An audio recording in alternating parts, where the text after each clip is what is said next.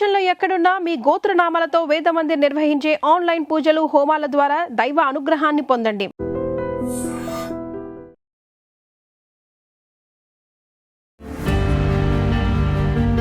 మీరు చాలా అలవోకగా నైటీ వేసారు, చాలా అలవోకగా చీర కట్టారు. సో పోసాని కృష్ణమర్లు ఏది చేసినా స్క్రీన్ మీద వర్కౌట్ అవుద్ది. నైటీయే వేసినోడిని చీర కట్టుకోలేనా?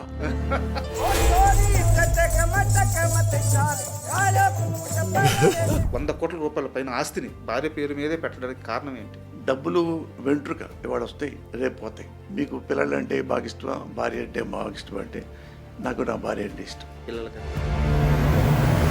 శ్రావణ మాసం సినిమాకి ప్రొడ్యూసర్గా డైరెక్టర్గా సినిమా తీశారు. సినిమా ఫ్లాప్ అయింది. మళ్ళీ ఒక 2 సంవత్సరాల స్పాన్లోనే బిగ్గెస్ట్ హిట్ తీశారు ఆపరేషన్ దుర్యోధన. ఈ మధ్యలో ఒక డైరెక్టర్ మీ ఇంటికి వచ్చి డైరెక్షన్ చేయడం ఎందుకు, ప్రొడ్యూస్ చేయడం ఎందుకు, డబ్బులన్నీ పోయినాయి, ఇప్పుడు ఖర్చులకు ఏం చేస్తారని మాట్లాడిన ఆ డైరెక్టర్ దగ్గరికి వెళ్ళి ఆపరేషన్ దుర్యోధన తర్వాత లేదురా పోసాని మురళకృష్ణ హిట్ కొట్టాడు, పోసాని మురళకృష్ణకి డైరెక్షన్ కూడా వచ్చు అని చెప్పారు ఆ డైరెక్టర్కి మీరు? నేను మాట్లాడాలంటే చాలా మాట్లాడతాను. ఆపరేషన్ దుర్యోధనలో ఒక్క బటన్ కూడా చెల్లడవాడు. అలాంటి వాళ్ళు కూడా కమెంట్ చేస్తున్నారంటే జో హోనా హోతా. సో అలాంటి వాళ్ళకి సమాధానం చెప్పాల్సిన అవసరం లేదంటే. ఈరోజు చిరంజీవి గారితో మీ రిలేషన్ ఎలా ఉంది? చిరంజీవి గారు నన్ను ఏం చేశారు? నాకు ఒక అభిప్రాయం ఉంటుంది, ఆ అభిప్రాయాన్ని చెప్తాను. అది నచ్చనప్పుడు నేను ద్వేషిగా మారిపోతాను. తెలుగు సినిమా ఇండస్ట్రీలో అసిస్టెంట్స్కి అందరూ అసలు డబ్బులే ఇవ్వని రోజుల్లో పోసాని కృష్ణమురళి మాత్రం తన అసిస్టెంట్స్కి డబ్బులు ఇచ్చేవాడు. ఏంటి సీను ఏంటి అక్కడ కూర్చున్నట్టు ఇటు చూసుకుంటున్నావు ఏంటి అంటే, మా నాన్న మా అమ్మ అప్పు చేశారు సార్, ఊళ్ళో వాళ్ళు అడుగుతున్నారు, డబ్బులు లేవు సార్. ఎంత గొప్పది మీ నాన్నగారికి అంటే 20 శ్రీహరి గారి కెరీర్ మొత్తం చూసుకుంటే మీదే చాలా పెద్ద పాత్ర ఉంది. ఆయన హీరోగా సర్వే అవ్వడంలో కానీ, అవును, సక్సెస్ రావడంలో కానీ. నేను 10 సినిమాలు రాశారంటే 6-7 సినిమాలు శ్రీహరి పెట్టేవాడిని. అవును, చాలా సినిమాల్లో మీ సినిమాల్లో ఉన్నారు. సాంబయ్య ఫోటో ఎంత ఇవ్వలే అంటే ఏమొద్దులే అని చెప్పి నాకు 2 లక్షలు కూడా చాలన్న. శ్రీహరి గారి కోసం ఇదంతా 15 లక్షలు తీసుకోవాలి. అప్పుడు 2 లక్షలే తీసుకొని హరికృష్ణ గారికి పడిన ప్రతి సక్సెస్ మీరు రాసిందే. పైగా ఇద్దరి మధ్య మంచి బాండింగ్ ఉంది. మీరంటే భలే ఇష్టం అంటే ఆయనకి. ఫ్రెండ్, చాలా ఆత్మగౌరవం ఉన్న మనిషి, ఎప్పుడు సంతోషపడతాడు. ఎన్టీ రామారావు మిమ్మల్ని టికెట్ ఇచ్చి ఎమ్మెల్యేగా పంపిస్తే ఓడిపోనన్నా ఓడిపోతాను కానీ 1 క్వార్టర్ ముందు పంచను, 10 రూపాయలు డబ్బులు ఇవ్వను అని చెప్పి స్థిరంగా నిలబడ్డ మనిషి మీరు. ఇప్పుడు నేను 1 పైసా కూడా ఎవరికి ఇవ్వను, నేను ముందు కూడా ఇవ్వను. ఏంటి సార్ ఇది ఎలక్షన్లో మనవి తెలుసా మీకు అని వాళ్ళ పక్కన నవ్వారు. అంటే నేను చేయను అంట. నేను అన్న డబ్బులు పంచి నేను గెలిచాననుకో చెల్లూరుపేట మొత్తం తినేస్తా. మీ జైలు జీవితంలో పోసాని కృష్ణమురళి కొంచెం లో అయిన క్షణాలు కానీ, ఆ రోజు కానీ ఎప్పుడైనా ఉందా? ఒక అవినీతి పని చేసి జైల్లోకి వెళ్తే తలొచ్చుకుంటా. చచ్చిపోతాము అనేది నాకు భయం లేదు ఇప్పుడు.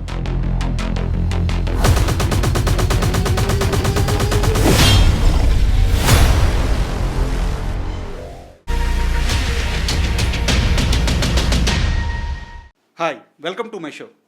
పోసాని మురళకృష్ణ గారు నమస్తే సార్. చాలా రోజులుగా మీతో ఇంటర్వ్యూ చేయాలనుకుంటున్నాను, ఫైనల్గా ఈరోజు కుదిరింది.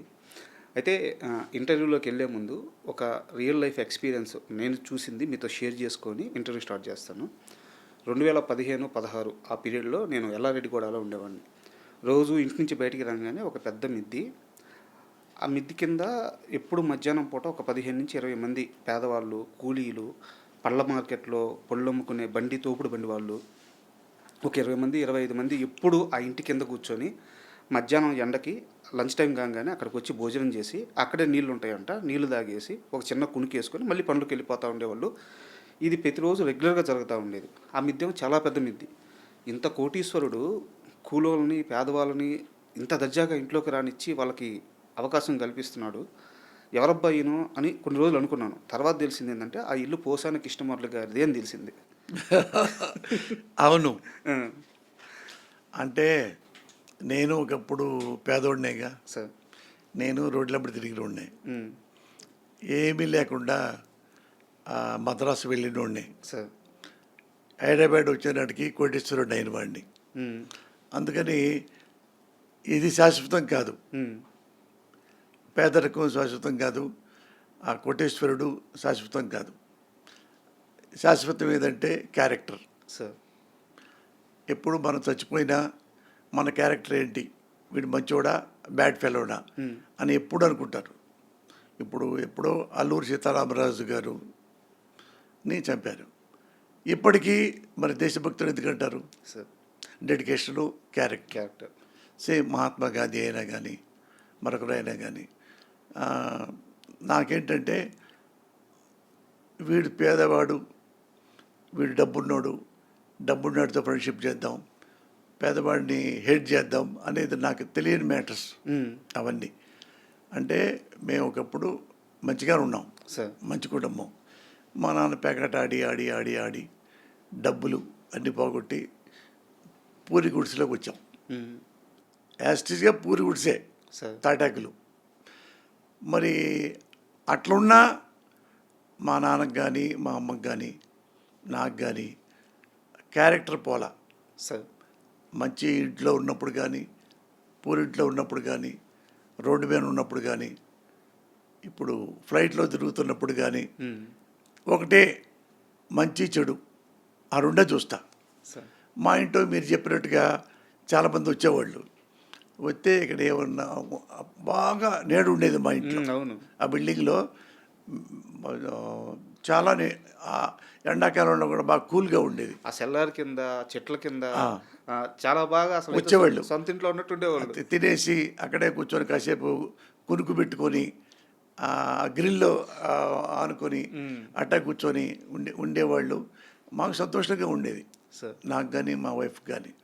అట్లాంటి మాకు తెలియని విషయాలు, పేదవాళ్ళ పో కోటేశ్వరుడా రా వెల్కమ్, అది మాకు చేత కాదు. అక్కడ నాకు అందంగా అనిపించింది ఏంటంటే సార్, అది కోటీశ్వరుడు ఇల్లు, పైగా ఒక సినిమా వాడి ఇల్లు. ఏంటంటే సినిమా వాళ్ళు అంటే ఒక షీల్డ్లో ఉంటారు, అవును, మామూలు జనాన్ని లోపలికి రానిరు, ఇలాంటి ఒక అపవాదం ఉంది. బట్ చాలామందికి తెలియదు, ఎందుకంటే నేను చూశాను కాబట్టి నాకు తెలుసు. సో అది నాకు చాలా అందంగా అనిపించింది. అయితే ఈ క్వశ్చన్కి కొనసాగింపుగా సినిమాకి ఆపరేషన్ అనురారెడ్డి సినిమాకి ఇంటర్లింక్ అయ్యేటట్టు ఒక ప్రశ్న ఉంది.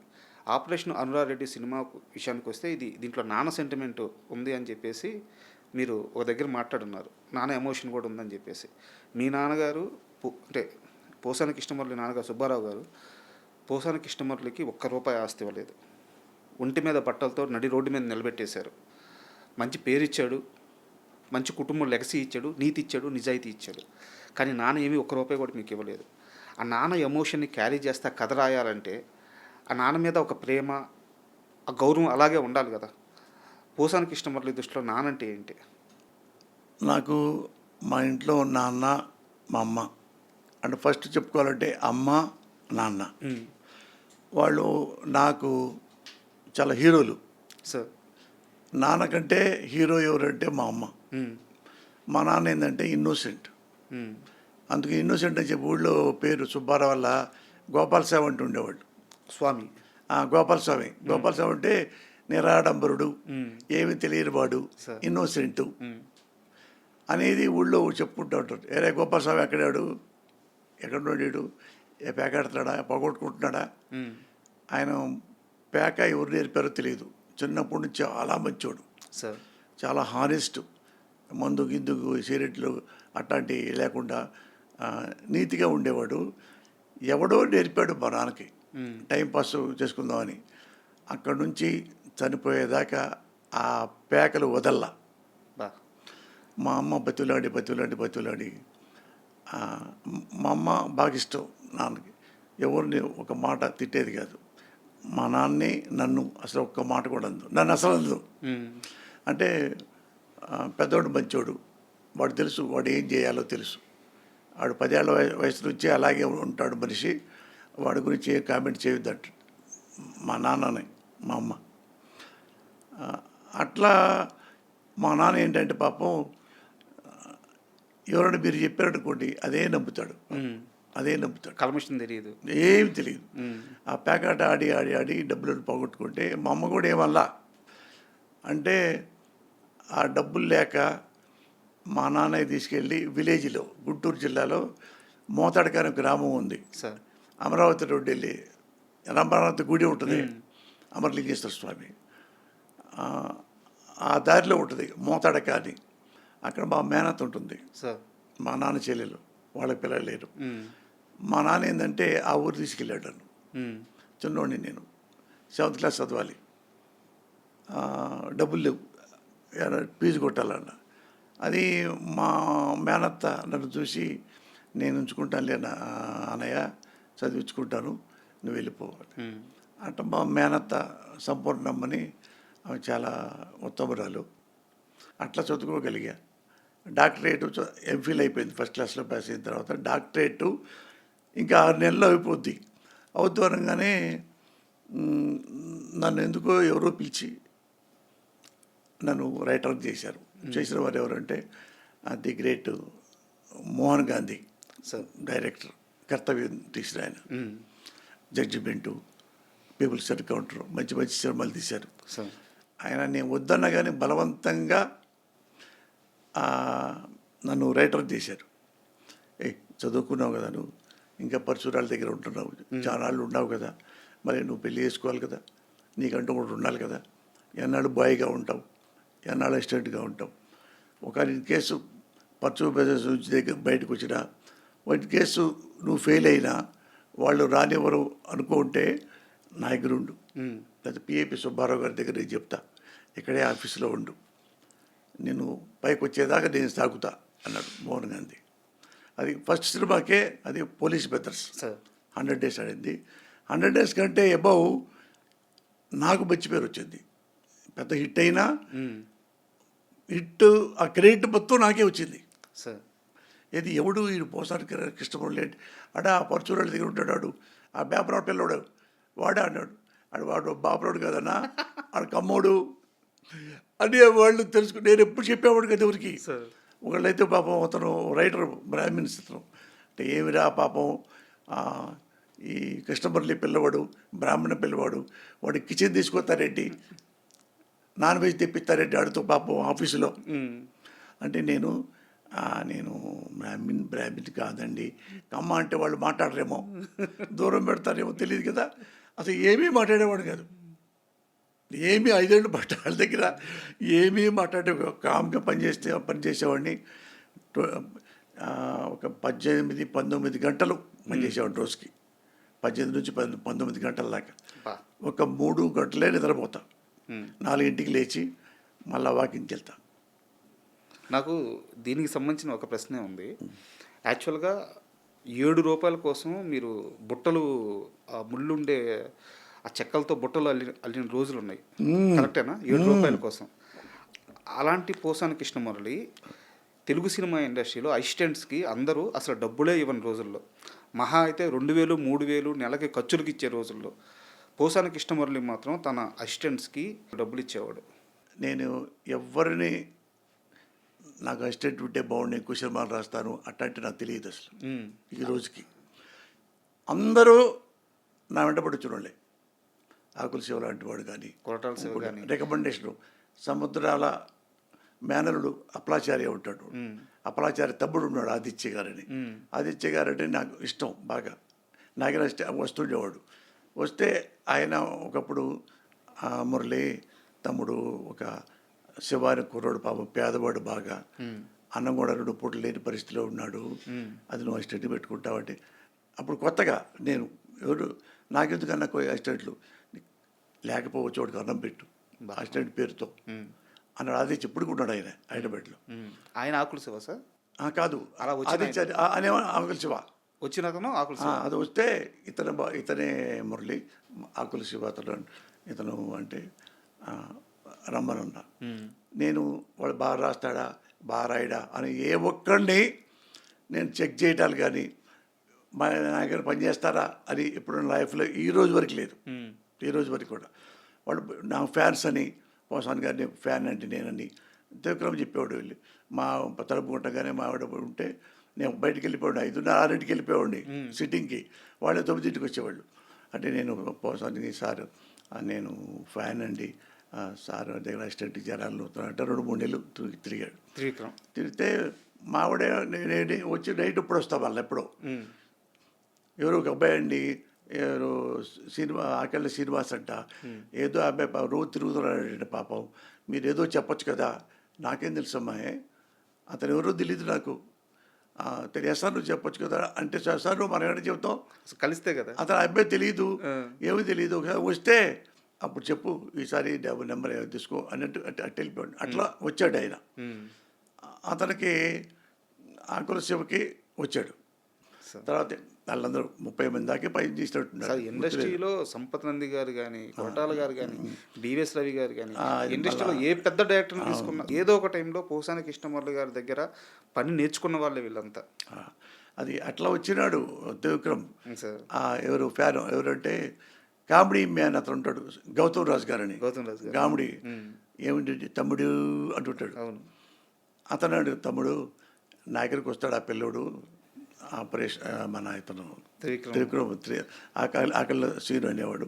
మా ఇంటి దగ్గర కూడా అప్పుడప్పుడు పనిచేస్తుంటాడు, పిల్లలకి టీచింగ్ చెప్తుంటాడు.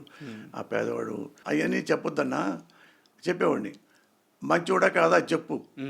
చెప్తే అన్నా అయితే నేను మద్రాసు వెళ్తున్నాను, మద్రాసు రమ్మను, అక్కడ నేను 1 వీక్ 10 days ఉంటాను కదా, ఆడు రావాలి వస్తానంటే రమ్మని చెప్పాను. ఆయన తమ్ముడు వెళ్తావా అంటే వెళ్తా, డబ్బులు లేవు సార్ అన్నాడు. ఆ గౌతమ్ రాజు చేతిలో బ్రాస్లెట్ రాసుకుంటారు ఏదో ఇట్లా, బ్రాస్లెట్, ఆ బ్రాస్లెట్ లాంటిది. అది మార్వాడి దగ్గరికి వెళ్ళి 1000 రూపాయలు కొదవ పెట్టి ఆ 1000 రూపాయలు త్రివిక్రమ్ శ్రీనివాస్కి ఇస్తే ఆయన మీ దగ్గరికి వచ్చాడు. ఆ మద్రాసు దగ్గరికి పంపించాడు, అతనే గౌతమ్ రాజు పంపించాడు. అయితే ఇక్కడ నా డౌట్ ఏంటంటే ఇవన్నీ ఎందుకు చెప్పుకోరు సార్ కృష్ణమురళి, పోసాని కృష్ణమురళి. పోసాని కృష్ణమురళి అంటే కొంతమంది ఎక్కువ ప్రేమిస్తారు, కొంతమంది ఎక్కువ ద్వేషిస్తారు. కానీ అందరికీ తెలిసింది ఏంటంటే పోసాని కృష్ణమురళి నిజాయితీపరుడు. ఎవరి దగ్గర ఒక చేయి జాపి ₹1 అడగడు, ₹1 తీసుకోడు. కానీ ఇంత బయట కొన్ని కారణాల వల్ల మీ మీద కొంత నెగిటివిటీ పెరిగినప్పుడు కూడా ఏదో ఒక సందర్భంలో, ఏదో ఒక ఇంటర్వ్యూలోనో, ఏదో ఒక మనుషుల మధ్య ఇవన్నీ పంచుకోవాలి కదా. మీరు చేసిన మంచి అంతా ఎంతమందికి గుండె ఆపరేషన్లు చేయించారు మీరు. నాకు తెలిసి మీ డొనేషన్స్ ఆ రోజుల్లోనే ₹2 కోట్ల దాటింది. సో ఇవన్నీ ఎందుకు చెప్పుకోరు పోసాని కృష్ణమురళి? ఇవి కదా చెప్పుకోవాల్సింది. మీ పని అందరికీ తెలుసు, అంటే సినిమాలు హిట్లు అందరూ తెలుసు. అది కాదు రాజా, ఏదంటే ఒకళ్ళ మెహర్బానీ కోసం వాళ్ళు నన్ను పొగట్టడానికి నేను ఎప్పుడు మాట్లాడను. చేసింది మంచి కదా అనేది నా ఉద్దేశం. వాడు నన్ను సంతోషం బాగా పొగుడుతుంటే నాకేం పెద్ద పట్టించుకోను, నన్ను తిడుతున్నా నేనేం పట్టించుకోను. నేను ఎవడేం పట్టించుకుంటానంటే నేను మంచిగా ఉన్నా కాదా, నేను పద్ధతిగా ఉంటున్నానా లేదా అదే చూసుకుంటా. నేను పద్ధతిగా లేనప్పుడు, తాగి తిరుగుతున్నప్పుడు, బేవర్స్ పనులు చేస్తున్నప్పుడు, లంగా పనులు చేస్తున్నప్పుడు, ఏమైనా పైరవీలు చేస్తున్నప్పుడు, అవినీతి పనులు చేస్తున్నప్పుడు, గవర్నమెంట్ అడ్డం పెట్టుకొని చెప్పి పొలాలు తీసుకుంటున్నప్పుడు, ఆస్తులు తీసుకుంటున్నప్పుడు, అలాంటి ఏమన్నా వెధవ పనులు చేస్తే నేను బాధపడాలి. నేను ఏమీ పిచ్చి పనులు చేయలే ఇంతవరకు. అన్నప్పుడు ఏంటంటే రాజకీయాల్లో ఒకరేంటంటే వాళ్ళకి ఎవరికి ఇష్టమో వాళ్ళకే మనం అనుకూలంగా ఉండాలి అనుకుంటారు. అది నాకు చేతకాని పని. నాకు తెలుగు సినిమా ఇండస్ట్రీ నాకు ఎన్నో ఇచ్చింది, నాకు నా కుటుంబానికి 100 కోట్లు దాటి ఎంతో ఆస్తులు నేను తెలుగు సినిమా పరిశ్రమ నాకు ఇవ్వటం జరిగింది. నా తెలివితేటలు కానండి, నా నిజాయితీ కానండి, హార్డ్ వర్కింగ్ నేచర్ ఉంది అని చెప్పండి, నా సక్సెస్ అనండి, నా డిమాండ్ అనండి. అట్లా అలా తెలుగు సినిమా పరిశ్రమలో నమ్ముకొని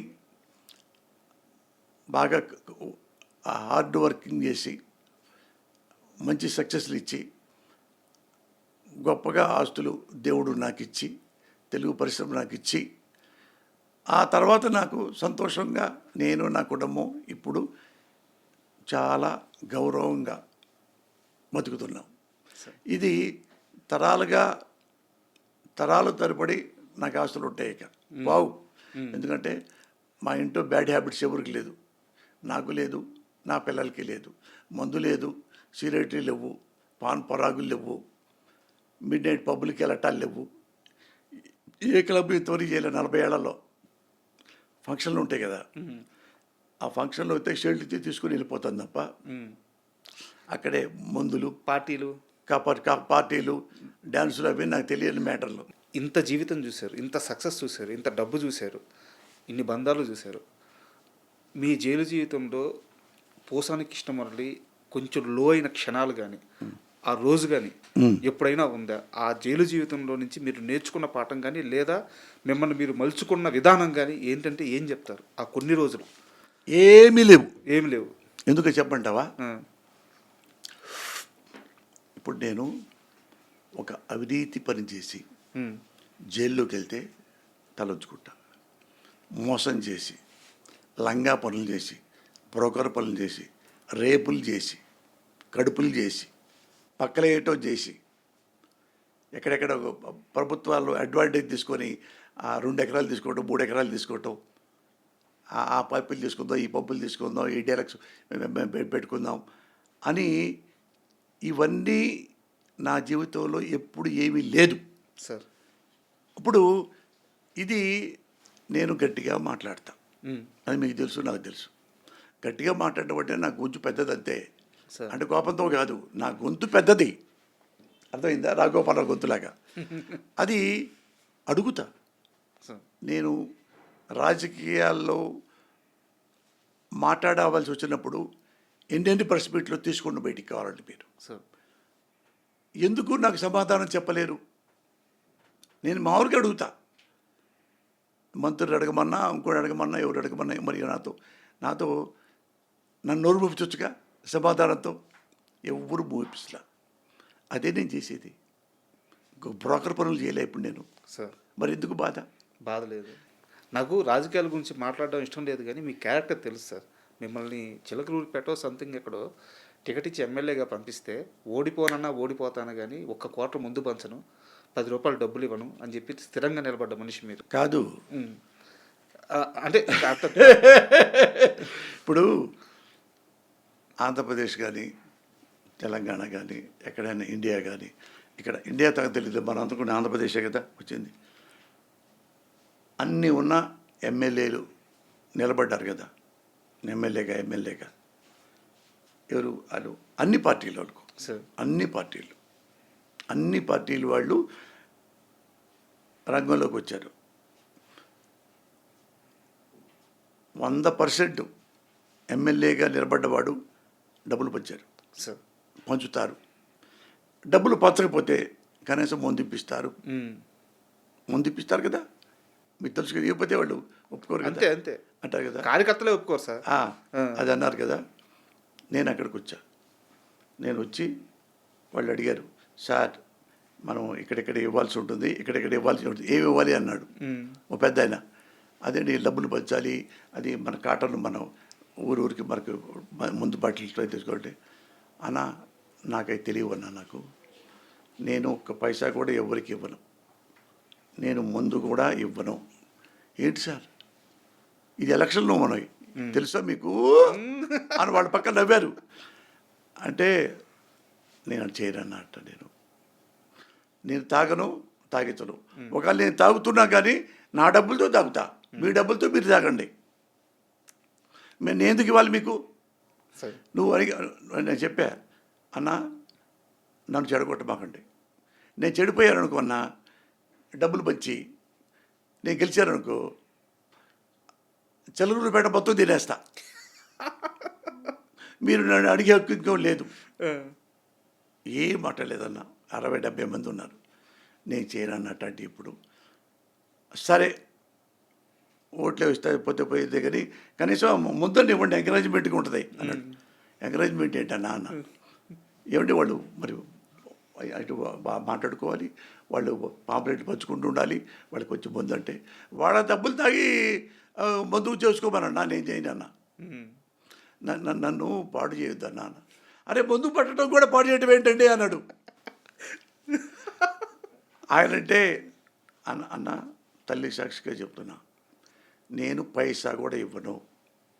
అయితే ఎవరు రారు సార్ కార్యకర్తలు, మీతో పాటు జీపీకి రారు, నేను అప్పుడు వెళ్ళిపోతారన్నా. తెల్లారి ఎక్కా, ఇద్దరే ఉన్నారు. అరగంట దాకా వెళ్ళా, నిండిపోయారు. మళ్ళీ ఎక్కారు వేరే వాళ్ళు. అంటే వాళ్ళు అర్థమైపోయింది అదే అయిపోయింది. జర్నలిస్ట్ చెప్పాడు అన్నారండి, ఈడంతేనా ఇంకేం లేదు, అది బరకాదు కాదు, ఎక్కేద్దాం పద అని ఎక్కారు. సో తెలుసు సార్ అది. అయితే ఈ ఆపరేషన్ అరుణారెడ్డికి సంబంధించిన సినిమా గురించి నాదొక ప్రశ్న సార్. మీరు చాలా అలవోకగా నైటీ వేశారు, చాలా అలవోకగా చీర కట్టారు. సో పోసాని కృష్ణమర్లో ఏది చేసినా స్క్రీన్ మీద వర్కౌట్ అవుద్ది. సినిమా ఇండస్ట్రీలో ఆయన ఎక్కడ పెడితే అక్కడ బంగారమే. అయితే ఆ మెంటల్ కృష్ణ సినిమాని నేను టైర్ 1 టైర్ 2 ఇలాంటి నమ్మరు కానీ, బట్ మీకు క్వశ్చన్ అర్థం అవడానికి చెప్తున్నాను. ఒక టైర్ 3 హీరోకి మెంటల్ కృష్ణ సినిమా రాశారు మీరు, తక్కువ మార్కెట్ ఉండే హీరోకి. అతను కూడా నైటీ వేసుకోవడానికి ఇష్టపడకపోతే మీరు ఆ సినిమా తీశారు. అయ్యో పెట్టలే, ఆయన సిగ్గుపడ్డాడు. సో పేరు ఎందుకు లేని నేను పేరు చెప్పట్లేదు. అవును. అంటే ఆ హీరో కూడా వేసుకోకపోతే మీరు వేసుకున్నారు. తర్వాత కాలంలో సార్ మీ తరువాత ఈ రోజుకి కూడా మళ్ళీ అంటే చిన్న చిన్న దెయ్యాల సినిమాల కోసం వేసుకొని ఏదో లారెన్స్ గారు ఇలా చేశారు కానీ, బట్ ఆ తర్వాత మళ్ళీ అలా చీర కట్టుకుంది ఒక అల్లు అర్జున్ గారే. పుష్ప సినిమా చూస్తున్నప్పుడు ఆయన అలా చీర కట్టుకొని అటువంటి ఒక పెద్ద mass hero, pan India hero. అవును. మీకు చూసినప్పుడు ఖచ్చితంగా మీకు ఏదో ఒక ఫీలింగ్ కలిగి ఉంటుంది కదా, ఒక ఇంప్రెషన్ వచ్చి ఉంటుంది కదా. అవును. అది షేర్ చేయండి సార్. అది వాళ్ళందరికంటే నేను మెంటల్ కృష్ణలో నైటీ వేసుకున్నా. అవును. నైట్ ఇంకా అన్యాయం కదా, చీర అంటే ఏడ కప్పుకోవచ్చు, నేను ఎక్కడ పెట్టుకొని నైటీ వేసుకొని నేనేమన్నా ఇసరా అని అనుకొని వస్తే ఒక హీరో వద్దన్నారు. వద్దండి అది వద్దు అంటే నేను అడగల, అంటే కన్విన్స్ చేయలే. అతనికి ఇష్టం లేనప్పుడు తప్పు. అది ఇంకొకటి మళ్ళా శివాజీని అడిగా. శివాజీ లైన్ చెప్పిన తర్వాత బాగుందన్న, కథ చాలా బాగుంది, హిట్ అవుద్ది, ఇది గ్యారంటీ మనం చేద్దాం అంటే అతనికి ఏంటంటే నైటీ నచ్చింది. అతనికి నైటీ నచ్చింది. ఎందుకంటే శివాజీ సినిమాలు చేశాడు కదా, టేస్ట్ ఉన్నోడు, కొంచెం కథ పల్స్ తెలిసిన మనిషి. అందుకని అందులో ఈ నైటీ వేస్తే నాకు మంచి ఇంకా బాగా క్రేజ్ వస్తుంది అన్న భావన కూడా ఉంటుంది. అంటే క్లెవర్ కదా మనిషి, కాస్త సబ్జెక్ట్ తెలిసిన మనిషికి అర్థం అవుతుంది. అవును. అట్లా అయిన తర్వాత నేను సంతోషపడ్డా. అయిన తర్వాత మళ్ళీ ప్రొడ్యూసర్ గారు వచ్చి మాట్లాడి కూర్చున్న తర్వాత నాకు కూడా డౌట్ వచ్చింది. అంటే శివాజీ ఏమో స్మూత్గా ఉంటాడు, సన్నగా చిన్నగా ముద్దుగా అట్లా ఉండేవాడు. మళ్ళీ ఇతను ఇది వేస్తే, గౌన్ వేస్తే, నైటీ వేస్తే అంటే ఎమోషన్గా రాదేమో, అంటే భయపెట్టే మనిషిలాగా ఉండడేమో. ఒక చిన్న సైజులాగా ఉంటాడు కదా, సన్నగా ఉంటాడు.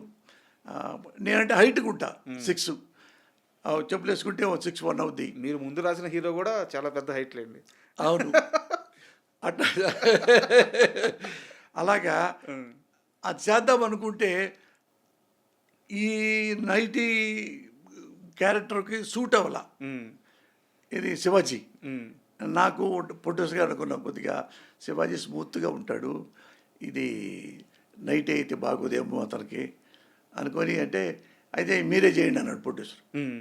నేను అట్టా మరి బీరేసి గిరేసి నాకేముందంటే, బీరేసి ఏమక్కర్లేదు సార్, నాకు ఇష్టం, మీరు చేయండి, పోతే పోయింది వచ్చి వచ్చింది, చేయండి, నాకు గ్యారెంటీ చూశాక మీరు కథ రాసేటప్పుడు ఆ మాట రాసేటప్పుడు చూశాను నేను అంటే ఆయనే చెప్పాడు, మోహన్ వడ్లపట్ల గారు. ఎంత డబ్బులో అంతే ఇచ్చాడు, డబ్బులు ఇచ్చేసి ఇస్తే సినిమా హిట్ అయిపోయింది. ఒక్క రోజుకే డబ్బులు వచ్చేసినాయి. అది అట్లా కుదిరింది.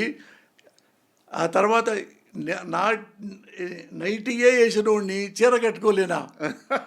అంతకుముందు అల్లు అర్జున్ ఉన్నా కట్టుకున్నా, ఇంకోళ్ళు కట్టుకున్నా, ఇక డోంట్ కేర్. అందుకని ఇది నాకు సూట్ అవుద్ది నా క్యారెక్టర్కి అనుకుని రాశా చీర కట్టుకొని. చూశారుగా మీరు ఆ టీజర్ చూస్తుంటే మీకు మాత్రం యాప్ట్ అయ్యే క్యారెక్టర్ లాగా ఉంది అది. అవును. అంటే ఒక హీరో కట్టుకోవాలంటే కొద్దిగా ఇబ్బందిగా ఉంటుంది ఎవరికన్నా. పైగా ఏంటంటే సూట్ అవ్వాలి ఆ కథ, ఆ కథ సూట్ అవ్వాలి. ఏ చీర కట్టినప్పుడు అతని యాక్టివిటీ ఎలా ఉండాలో అవన్నీ ఉండాలి. ఉంటే అప్పుడు జనం అందరూ చూస్తారు, నవ్వుతారు. లేకపోతే కొంచెం వెగటుగా ఉంటుంది నచ్చకపోతే. అందుకని నేను చూసుకున్నా, ఒక ఇది నాకు సెట్ అయింది, అని యాక్సెప్ట్ చేశా. ఇప్పుడు ఇది ఎందులో వచ్చింది. అంటే ఇలాంటి ధైర్యం కానీ ఇలాంటి సాహసం కానీ చేయాలంటే ఓన్లీ పోసానికి ఇష్టమట్లే అది మీ బెంచ్ మార్క్, మీ మీ ముద్ర అది, ఎవరి వల్ల కాదు అది. అవును, అదృష్టం అది. అయితే మీరు ఎలాగో ఇప్పుడు డైరెక్టర్గా ప్రొడ్యూసర్గా చేస్తున్నారు కాబట్టి మీరు ప్రొడ్యూసర్గా చేసిన ఒక ఒక సందర్భం గురించి మాట్లాడతాను. ఇది మీకు ఇష్టమైతే దీని గురించి డిస్కస్ చేద్దాం, లేదంటే దీన్ని ఆపేద్దాం. ఆ, మీరు శ్రావణ మాసం సినిమాకి ప్రొడ్యూసర్గా డైరెక్టర్గా సినిమా తీశారు. సినిమా ఫ్లాప్ అయింది. 2 సంవత్సరాల్లో కసితో ఆ సినిమా రిలీజ్ అయిన తర్వాత మళ్ళీ ఒక 2 సంవత్సరాల స్పాన్లోనే ఒక సినిమాని రిలీజ్ చేసి బిగ్గెస్ట్ హిట్ తీశారు, ఆపరేషన్ దుర్యోధన. ఈ మధ్యలో ఒక డైరెక్టర్ మీ ఇంటికి వచ్చి ఆయనకి ఎందుకు సినిమాలు డైరెక్షన్ చేయడం ఎందుకు, ప్రొడ్యూస్ చేయడం ఎందుకు, అది మాలాంటి వాళ్ళకి డబ్బులన్నీ పోయినాయి, ఇప్పుడు ఖర్చులకు ఏం చేస్తారని మాట్లాడిన ఆ డైరెక్టర్ దగ్గరికి వెళ్ళి ఆపరేషన్ దుర్యోధన తర్వాత లేదురా పోసాని మురళకృష్ణ హిట్ కొట్టాడు, పోసాని మురళకృష్ణకి డైరెక్షన్ కూడా వచ్చు, ప్రొడక్షన్ వచ్చు, ప్రొడ్యూసరు అని చెప్పారు ఆ డైరెక్టర్కి మీరు? అంటే ఎటువంటిదంటే నాన్న, ఏం అనకూడదు, ఎందుకులే అంటే నాకు నేను మాట్లాడాలంటే చాలా మాట్లాడగలను.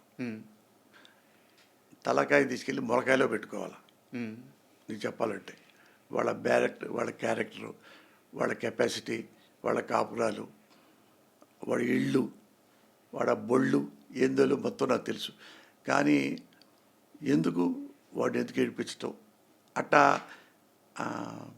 చీప్గా బిహేవియర్ నాకు ఇష్టం లేక వదిలేశా. ఏంటంటే ఒక సినిమా ఫ్లాప్ అయిందంటే వాడు ఏమీ లేనివాడని కాదు సార్, ఏమీ లేనివాడని కాదు. ఆయన ఉన్నాయి కదా, రోజా సినిమా తీశాడు మణిరత్నం గారు.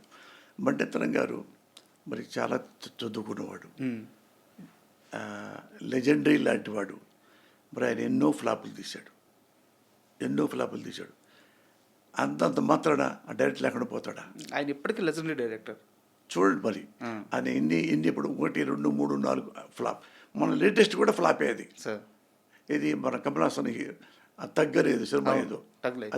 అదే అది సబ్జెక్టు సరిలేక ఫ్లాప్ అవుతాడు తప్ప మణిరత్నం ఫ్లాప్ అవడం. సబ్జెక్టు లేక ఫ్లాప్ అవుతాడు తప్ప రామ్ గోపాల్ వర్మ డైరెక్టర్గా ఫెయిల్ అవ్వడు. డైరెక్టర్ రామ్ గోపాల్ వర్మ అంటే నాకు తెలిసిన విషయాల్లో one of the tallest director in India Ram Gopal Varma. You should not forget that. అతను tallest director who believes technique. Sir, సినిమాకి ఎంత టెక్నిక్లు ఉంటాయో అతనికి తెలిసినట్టుగా ఎవ్వడికీ తెలియదు. మణిరత్నం కూడా తెలియదు. సార్, ఇతను రామ్ గోపాల్ వర్మలో ఉన్న షార్ప్నెస్, క్రియేటివిటీ ఎవరికి తెలియదు. ఎందుకంటే నేను ఆయనతో ట్రావెల్ చేశాను 2-3 ఏళ్ళు. అయ్యో తెలుసు సార్, ఉంది ప్రశ్న ఉంది అడుగుతాను. అది అతను చాలా చాలా ఇక జీనియస్. తర్వాత ఇంకెవరు అంటే నేను చెప్పను, అంత జీనియస్ అతను రామ్ గోపాల్ వర్మ. అది హిట్ ఫ్లాప్ గురించి పట్టించుకోకర్లా. అట్లానే నా ఫ్లాప్ అయింది. ఫ్లాప్ అయితే నేనే అన్నాను ఫ్లాప్ అయింది. ఫ్లాప్ అయిన తర్వాత ఇంకో డైరెక్టర్, ఒక ప్రొడ్యూసర్ ఆ ఇంటికి వచ్చాడు, మన సినిమా చేద్దామా, కథ మీరు బాగా చేశారు కానీ బ్యాడ్ లక్ అయిపోయింది అంటే వద్దండి మేమే చేసుకుంటాను, అది ఫ్లాప్ అయిన తర్వాత మళ్ళీ వస్తే మీకు బాగోతుంది అని పంపించేశాను. అయిన తర్వాత నేనే కథ రాసుకొని మళ్ళీ అదే ఫైనాన్సర్తో అంత ఫైనాన్స్ ఇచ్చేసా మొత్తం. ఏది ఒక ప్రాపర్టీ అమ్మేసి ఇచ్చేసేస్తారు. ఇచ్చి మళ్ళీ ఫైనాన్స్ దగ్గరికి వెళ్ళి మీకు కావాలి తీసుకోండి మురళి గారు, మీ సినిమా ఫ్లాప్ హిట్ మీ గురించి మాకేం లేదు, మాకు అంతకుముందు క్లియర్గా కట్టారు కదా, అందువల్ల అందుకని ఎంతైనా తీసుకోండి చేసుకోండి అన్నాడు. అంటే సంతకం పెట్టడానికి వెళ్ళాను. అంటే ఏం కథ రాసుకున్నారు ఈసారి అన్నాడు. ఏదో చిన్న కథ అన్నా. నేను వినొచ్చా అన్నాడు. మీ ఫైనాన్స్ మీ చెప్పడానికి ఏముంది అంటే లైన్ చెప్పాను. బాగుందండి, ఇది మీరే చేయాలందా, నేను చేసుకోవచ్చా అన్నాడు ఆయన. ఆయనకు అర్థమైంది కథలో దమ్ము. అంటే మీరు మీ సినిమా చేస్తారంటే నాకేం అభ్యంతరం లేదు కదా చెప్తాను చేస్తాను. అది అదే ఆపరేషన్ దుర్యోధన. అది ఎంత పెద్ద హిట్ అయిందో, ఎంత డబ్బులు వచ్చినాయో కౌంట్లెస్. సార్ అవును. అండ్ మరి అంత మంచి అంటే ఇప్పటికీ ఆపరేషన్ దుర్యోధనకి ఒక ప్రత్యేకత ఉంది. కరెక్ట్. అంటే ఎందుకుందంటే ఆపరేషన్ దుర్యోధన అన్ని సెంటర్లో ఆల్మోస్ట్ 100 రోజులు ఆడింది. సార్ తెలుగు సినిమా ఇండస్ట్రీలో లాస్ట్ సినిమా 100 రోజులు ఆడిన సినిమా నా సినిమా ఆపరేషన్ దుర్యోధన. అప్పటి నుంచి ఇప్పటిదాకా 100 సినిమా లేదు 100 రోజులు. తర్వాత అసలు ట్రెండే లేకుండా పోయింది. ఎవరి 100 రోజులు లేవు. ఆ, అదొకటే లాస్ట్ 100 డేస్ సినిమా. సార్ అలాంటి గొప్ప సినిమా. ఇప్పుడు ఎన్నో వాగాడే. ఆపరేషన్ దుర్యోధనలో ఒక్క బటన్కు కూడా చెల్లడవాడు. బటన్కు కూడా అన్నం పెట్టా. అలాంటి వాళ్ళు కూడా కమెంట్ చేస్తున్నారంటే జో హోనా హోతా. సో అలాంటి వాళ్ళకి సమాధానం చెప్పాల్సిన అవసరం లేదంటారు. అయ్య చెయ్యి. నేను ఎప్పుడు నాకెవ్వరు శత్రువులు లేరండి. నా తల్లి సాక్షిగా నేను ఎప్పుడు శత్రువుని ఉంచుకోను. అడుగుతా కావాలంటే. సార్ అభిప్రాయ భేదాలు ఇంకోళ్ళు వచ్చినా సరే అభిప్రాయ భేదాలు అయినా సరే అంతవరకు పక్కన పెట్టుకుంటాను తప్ప, ఒక ఇష్టం లేదనుకో కామ్గా ఉంటాను తప్ప ఒకరిని ద్వేషిస్తూ 24 గంటలు కూర్చొని నేను. సార్ జీవితం చాలా ఉంటుంది, ఆ ట్రావెలింగ్ చాలా ఉంటుంది. ఇందులో కూడా అలాంటి ఉంటాయి. సార్ హలో అన్నంత వరకే జీవితం, డైలాగ్ ఉంది. అవును. చలో అన్నంత వరకే శ్మశానం. జీవితం అది. సార్ ఆఫ్టర్ ఆల్ దానికోసం రూపాయి వచ్చినంత మాత్రాన ఎగిరిపోయి డబ్బులు పోయినంత మంది ఏడ్చి ఇట్ట చేయబెట్టుకొని మా చేతితో ఏడుతా వచ్చి మా ఇంటి ముందు కూర్చోవచ్చి ఆ రెండూ చూశా, అన్నీ చూశా. ఒకప్పుడు చిరంజీవి గారు చెప్తారు, నేను గంజి చూశాను, బెంజీ చూశాను అన్నాడు. అది ఆయన గ్రేట్, ఆయన సంస్కారం అది. నేను అదే సార్ అన్నీ చూశా. అయితే ఎలాగో శ్రీకాంత్ గారి ప్రస్తావన వచ్చింది కాబట్టి, ఆపరేషన్ దుర్యోధన ఈ ప్రస్తావన వచ్చింది కాబట్టి, ఏం సార్ శ్రీకాంత్ గారితో మీకు స్టార్టింగ్ నుంచి కూడా ఆ బాండింగ్ ఇది? ఎందుకంటే మీ థాట్ ప్రాసెస్కి, వెరైటీ కొత్త ఆలోచనలకి శ్రీకాంత్ గారిని మీరు ఫస్ట్ నుంచి ప్రిఫర్ చేస్తూ వచ్చారు. మంచి సినిమాలు రాశారు. అవును, చాలా గొప్ప సినిమా. ప్రేయస్ రావే కానీ ఎంత లవ్ స్టోరీయో, ఇక్కడ ఎంత సోషల్ ఫిల్ము, రెండు ఎక్సలెంట్గా చేశారు. అలాగే ఇంగ్లీష్ పిల్లం, ఈస్ట్ గోదావరి మొగుడు, అసలు అన్నీ అద్భుత. తాళీ సినిమా కానీ శ్రీకాంత్ గారికి మాత్రం చాలా ప్రత్యేకమైన సినిమాలు రాశారు. ఎలా కుదిరింది ఆ బాండింగ్? శ్రీకాంత్ ఎవరంటే సినిమా ఇండస్ట్రీలో నాకు ఫ్యాన్ ఉన్నారు. నేను ఫ్యాన్ని ఎవరికి? హీరో కృష్ణ గారికి. సార్ నేను హీరో, ఆయన నాకు చిన్నప్పటి నుంచి ఇప్పటి వరకు కృష్ణ. అప్పుడప్పుడు రామారావు గారు ప్రేమించేవాడిని. అప్పుడు పెద్ద ఆయన కాబట్టి నాకు ఎప్పుడు కృష్ణ గారు అంటేనే ఇష్టం. నాకు ఎప్పుడు 100%. ఆయనకు ఎప్పుడు కంటూ ఎవరు రాయిస్తే దెబ్బ తగిలింది ఏలూరులో ఎలక్షన్లో. రామారావు గారికి తిట్టాడని వాళ్ళు రాళ్ళు వేశారు. పాప రాత్రి కంట్లో పొడుచుకుంది కృష్ణ గారికి. అప్పుడు ఆపేసి, ఏలూరులో జరిగింది, ఆపేసి మద్రాసులో మళ్ళీ ఆయన షూటింగ్ చేస్తున్నాడు. మేము చూడటానికి వెళ్ళాం, కన్ను ఎట్టుందో అని, గుంటూరు నుండి. సార్ నమస్కారం సార్. నమస్కారం, నేను కృష్ణమురళి. ఏ ఊరు? అదే సార్, పెద్ద కాకరే సార్ అండి. ఆయన వాళ్ళ నాన్న, కృష్ణ గారి నాన్న గుళ్ళో ఆయన పేరు పెట్టాడు, శివరామకృష్ణ ఏదో పేరు, తర్వాత కృష్ణ అయింది. మా ఊళ్ళోనే ఆయన పేరు పెట్టుకుంది. అయింది శివరామకృష్ణ ఏదో పోయి కృష్ణ అయినట్టు ఉంది. ఆయన నాకెంత ఇష్టమో. ఆయన తర్వాత జూనియర్ కృష్ణ ఎవరంటే శ్రీకాంతే. అంత కృష్ణ గారు ఎంత సాఫ్ట్గా మంచోడో, సేమ్ శ్రీకాంత్ అంతే. శ్రీకాంత్ మంచికి ఎంతో మంచోడు, మంచికి ఎంతో మంచోడు. ఎప్పుడు ఎందుకంటే ఆయన ఫస్ట్ సినిమాకి నేనే డైలాగులు రాసి అసిస్టెంట్గా. ఇది పీపుల్స్ ఎన్కౌంటర్, అందులో విజయవాడ అనుకుంటా అప్పుడు ఉండేది. అందులో నక్సలైట్ వేషం పెట్టారు. నా పక్క నుంచి కూర్చున్నాడు శ్రీకాంత్. చూస్తే మురళి గారు, నేను ఇదే నాకు ఈ వేషం నాకు ఇచ్చారు అంటే, అవునా శ్రీకాంత్, రాస్తానా, మీదే రాస్తానా అన్న. అవునా అన్నాడు. రాసిన తర్వాత ఆ, నేను చెప్పా చాలా బాగుంది మురళీ గారు అన్నాడు. అది చెప్పా. ఆయన ఫస్ట్ డైలాగు, ఏరి పారేయడానికి బియ్యంలో రాళ్ళు కాదు మిస్టర్, తూర్పు నుండి పడమరకి, పడమర నుంచి తూర్పుకి మార్చింగ్ చేస్తూ ప్రపంచానికి పహారాగా వస్తున్న సూర్యుడు నక్సలైట్. ఫస్ట్ డైలాగే. అది ఎక్సలెంట్గా చెప్పాడు అతను కూడా. అంటే అతను అగ్రెసివ్గా ఉంటాడు, లుక్ వరకు అతను కోపం ఉన్నప్పుడు కోపంగా ఉంటాడు, నిజంగా కోపంలాగా ఉంటాడు, నిజంగా ఇన్నోసెంట్గా లాగా కూడా ఉంటాడు. అది ఆ డైలాగు మంచి డైలాగు.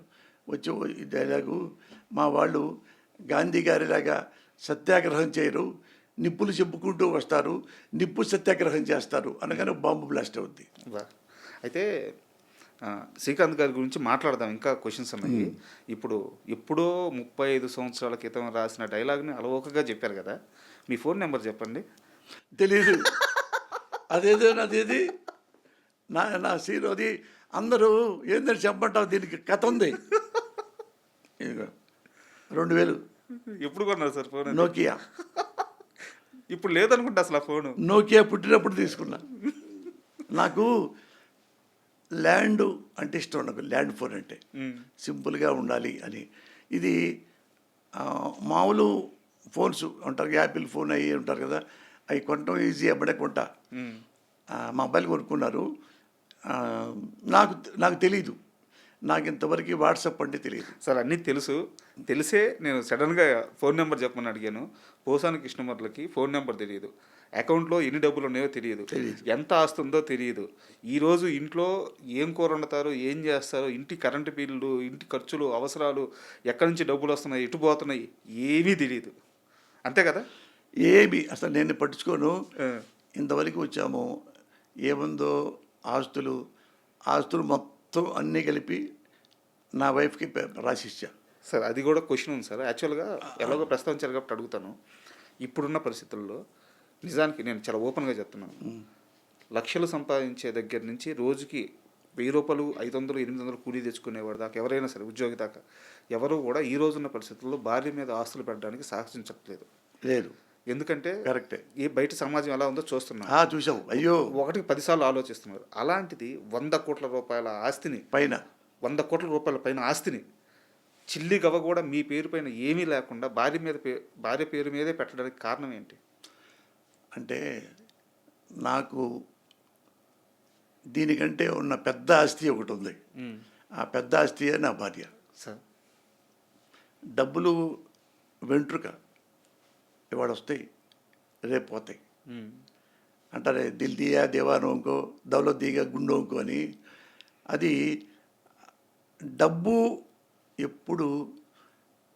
ఎప్పుడు డబ్బు వలన ఎంటర్టైన్మెంట్ ఉంటుంది, అంటే సంతోషం ఉండదు.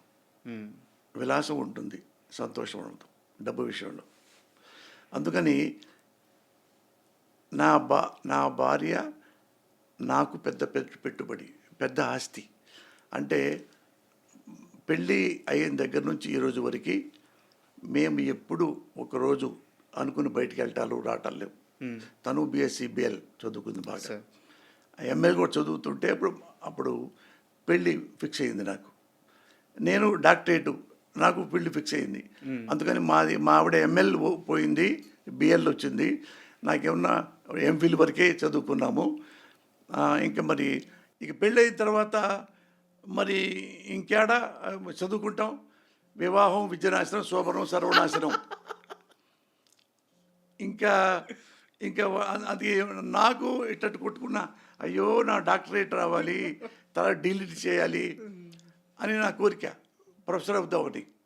మావాడు కూడా ఎంఎల్ ఇక్కడ ఇప్పుడు హైకోర్టులో మావాడు రిజిస్ట్రేషన్ ఉంది, ఎంఎల్ కూడా చేస్తే ఆమెకు పెద్ద జాబ్ వచ్చేది. అదే పోయింది పాప ఆమెకి ఎంఎల్. పిల్లలు అంటే ఇష్టం, ఇక పిల్లలు ఇద్దరు పుట్టేశారు కొడుకులు. అందుకని ఇక నేను, భార్య, పిల్లలు. తను నాకు మీకు పిల్లలంటే బాగా ఇష్టమా, భార్య అంటే బాగా ఇష్టం అంటే నాకు నా భార్య అంటే ఇష్టం. పిల్లల కంటే నాకు ఇష్టం. ఇంట్లో ఉంటే 24 గంటలు కాదు, నువ్వు 1 year పాటు ఇంట్లోనే నా భార్య నేను ఉంటే ఇంట్లో నాకు బోరు కొట్టదు, సార్. అసలు బోరే కొట్టదు. ఎప్పుడు నవ్వుకుంటూ ఉంటాం, ఎప్పుడు సంతోషంగా ఉంటాం. ఏమి నాకు ఇక నా కోరికలు లేవు, ఆశలు లేవు, ఆ పక్కన ఉంటే చాలు. ఆశయాలు లేవు. ఇల్లు ఇల్లు భార్య, తర్వాత బిడ్డలు. ఉమ్. బిడ్డలు కాదట్లా ఫస్ట్ ప్రిఫరెన్స్ అది.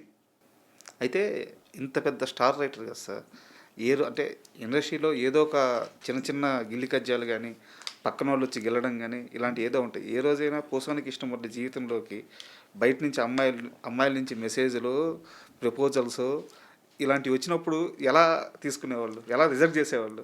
అసలు ఆ టైం లేదు రాజా సార్.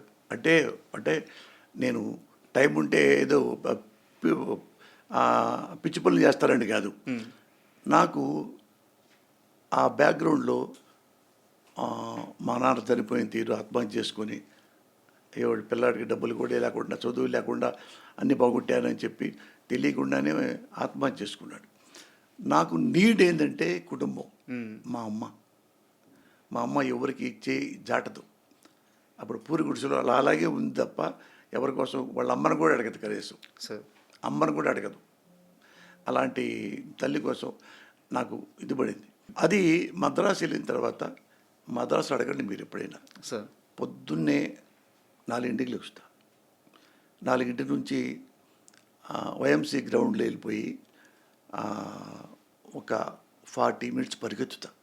తెల్లారిగట్ట 4ంటికి లేచి 4:15కి వెళ్ళి మళ్ళీ వచ్చి స్నానం చేసి 6ంటికి కరెక్ట్గా పర్చూరు బదర్స్ దగ్గర ఇంటి ముందు ఉంటాను. అక్కడ నుంచి మళ్ళీ నేను నిద్రపోవాలంటే కనెక్ట్ 12:30కో 1 అప్పుడు పడుకోవాల్సి వస్తుంది. ఇక నాకు ఎవరిని చూడాలి, నిద్రే సరిగ్గా లేదు.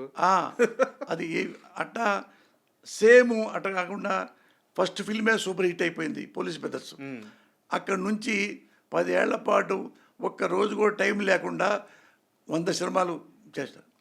అది నేను రాసి ఇప్పుడు ఏ రంభా ఉర్వశి అదే తొక్కడానా ఏమి నాకు అట్లాంటివి ఏమి లేవు, రాలా. అంటే మాకు డబ్బు కావాలి, వచ్చిన బ్యాక్గ్రౌండ్ కష్టాలు కావాలి, చూసిన మా అమ్మకి ఏమైనా చేయాలి, నేనేం చేయాలి అంటే ఒక మా నాగార్జున యూనివర్సిటీలో హెడ్ ఆఫ్ ద డిపార్ట్మెంట్ ఉంది, తమ్మారెడ్డి నిర్మలా మేడం అని. ఆమెకు నేనంటే ఇష్టం. ఏది మంచివాడు పోసాని కృష్ణమురళి, పాపం పిల్లవాడు బాగా చదువుకోవాలి అనుకుంటూ ఉండేదంట. అప్పుడు నాకు ఫస్ట్ ఫిల్మ్లో పెద్ద హిట్ అయిపోయి అందరు పేపర్లు గొప్పగా రాశారు. ఈయన అడిగిన మొత్తం ఆ పేజీ పావు పేజీ అంటే ఆమె ఇప్పుడు సెటిల్ అయిపోయాడు కావాలా, అయిపోయింది అని ఏమంటే అన్నపూర్ణ స్టూడియోకి ఫోన్ చేసింది ఆమె. ఆమెకే వచ్చారో నాకు తెలియదు. నేను అప్పటికే ఒక్క సినిమా అవ్వగానే 14-15 సినిమాలు చేతులు నిండా ఉన్నాయి, ఏం చేయాలి తెలియట్లా. అయినా రాత టక రాసుకుంటే వెళ్ళిపోతా, ఈజీ కొట్టేస్తా ఒక సినిమాని. ఎప్పటికీ అమ్మో ఇన్ని ఉండే ఎట్ట లేదు, ఎన్ని వస్తే అని చేస్తా. ఇంకా గట్టిగా చెప్పదలుచుకుంటే 1 డే సినిమా మొత్తం రాస్తా. 1 డే సినిమా మొత్తం రాస్తా. అంత కెపాసిటీ రైటింగ్లో ఉంది. అది వెళ్ళిపోతా రాము గారే నన్ను అడుగుతా, రాము నన్నే చెప్పింది రికమెండేషన్ అందరికీ, పోసాని కృష్ణమురళి అతను చాలా బాగా రాస్తాడు, అతను పెట్టుకోండి అనేవాడు ఆర్జీవి గారు. ఎందుకంటే నేను బాయ్గా ఉన్నప్పుడే శివ సినిమా పెద్ద హిట్ అయిన తర్వాత రెండో సినిమాకి రామగోపాల్ ఎంత ఫైరు కనపడ్డ ఎవరు అపాయింట్మెంట్ కూడా ఇవ్వడు. ఎవరో చెప్పారట రామానాయుడు గారు, రెండో సినిమా చేస్తున్నావు కదా రామగోపాల్ వర్మ శివ తర్వాత, నీకు కొత్తగా కావాలంటే నా రైటర్స్ అంటే పచ్చోళ్ళ కుర్రోడున్నాడు, ఒకడు చదువుకుంటున్నాడు డాక్టరేటు, వాడు నీతులు రాస్తాడు, బూతులు రాస్తాడు, ఏమైనా రాయగలడం. అది పెట్టుకుంటే అవునా చదువు డాక్టరేట్ చేస్తాడా, అవునంటే అతను పిలిపించాడు సార్ అన్నాడు. పిలిపించడానికి ఎవరెవరు ఉన్నారు, మనీ డైరెక్టర్ నాగేశ్వరరావు, తేజ కెమెరామెన్, వాళ్ళిద్దరు మద్రాసు తిరుగుతున్నారు మీకోసం. నాకేం తెలుస్తుంది, నేను బాయ్ని ఎక్కడో చిన్న చక్రవర్తి మెస్లో తిని ఆ పక్కెళ్ళి ఈ పక్కెళ్ళి ఆ పాలు ఈ పాలు, ఆ కూరగాయలు ఈ రాయటాలు అన్ని రకాలు ఉండేవి.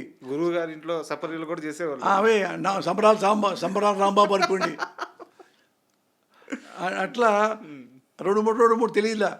ఎప్పుడో ఒకసారి వస్తుంటే ఎదురుపడ్డారు.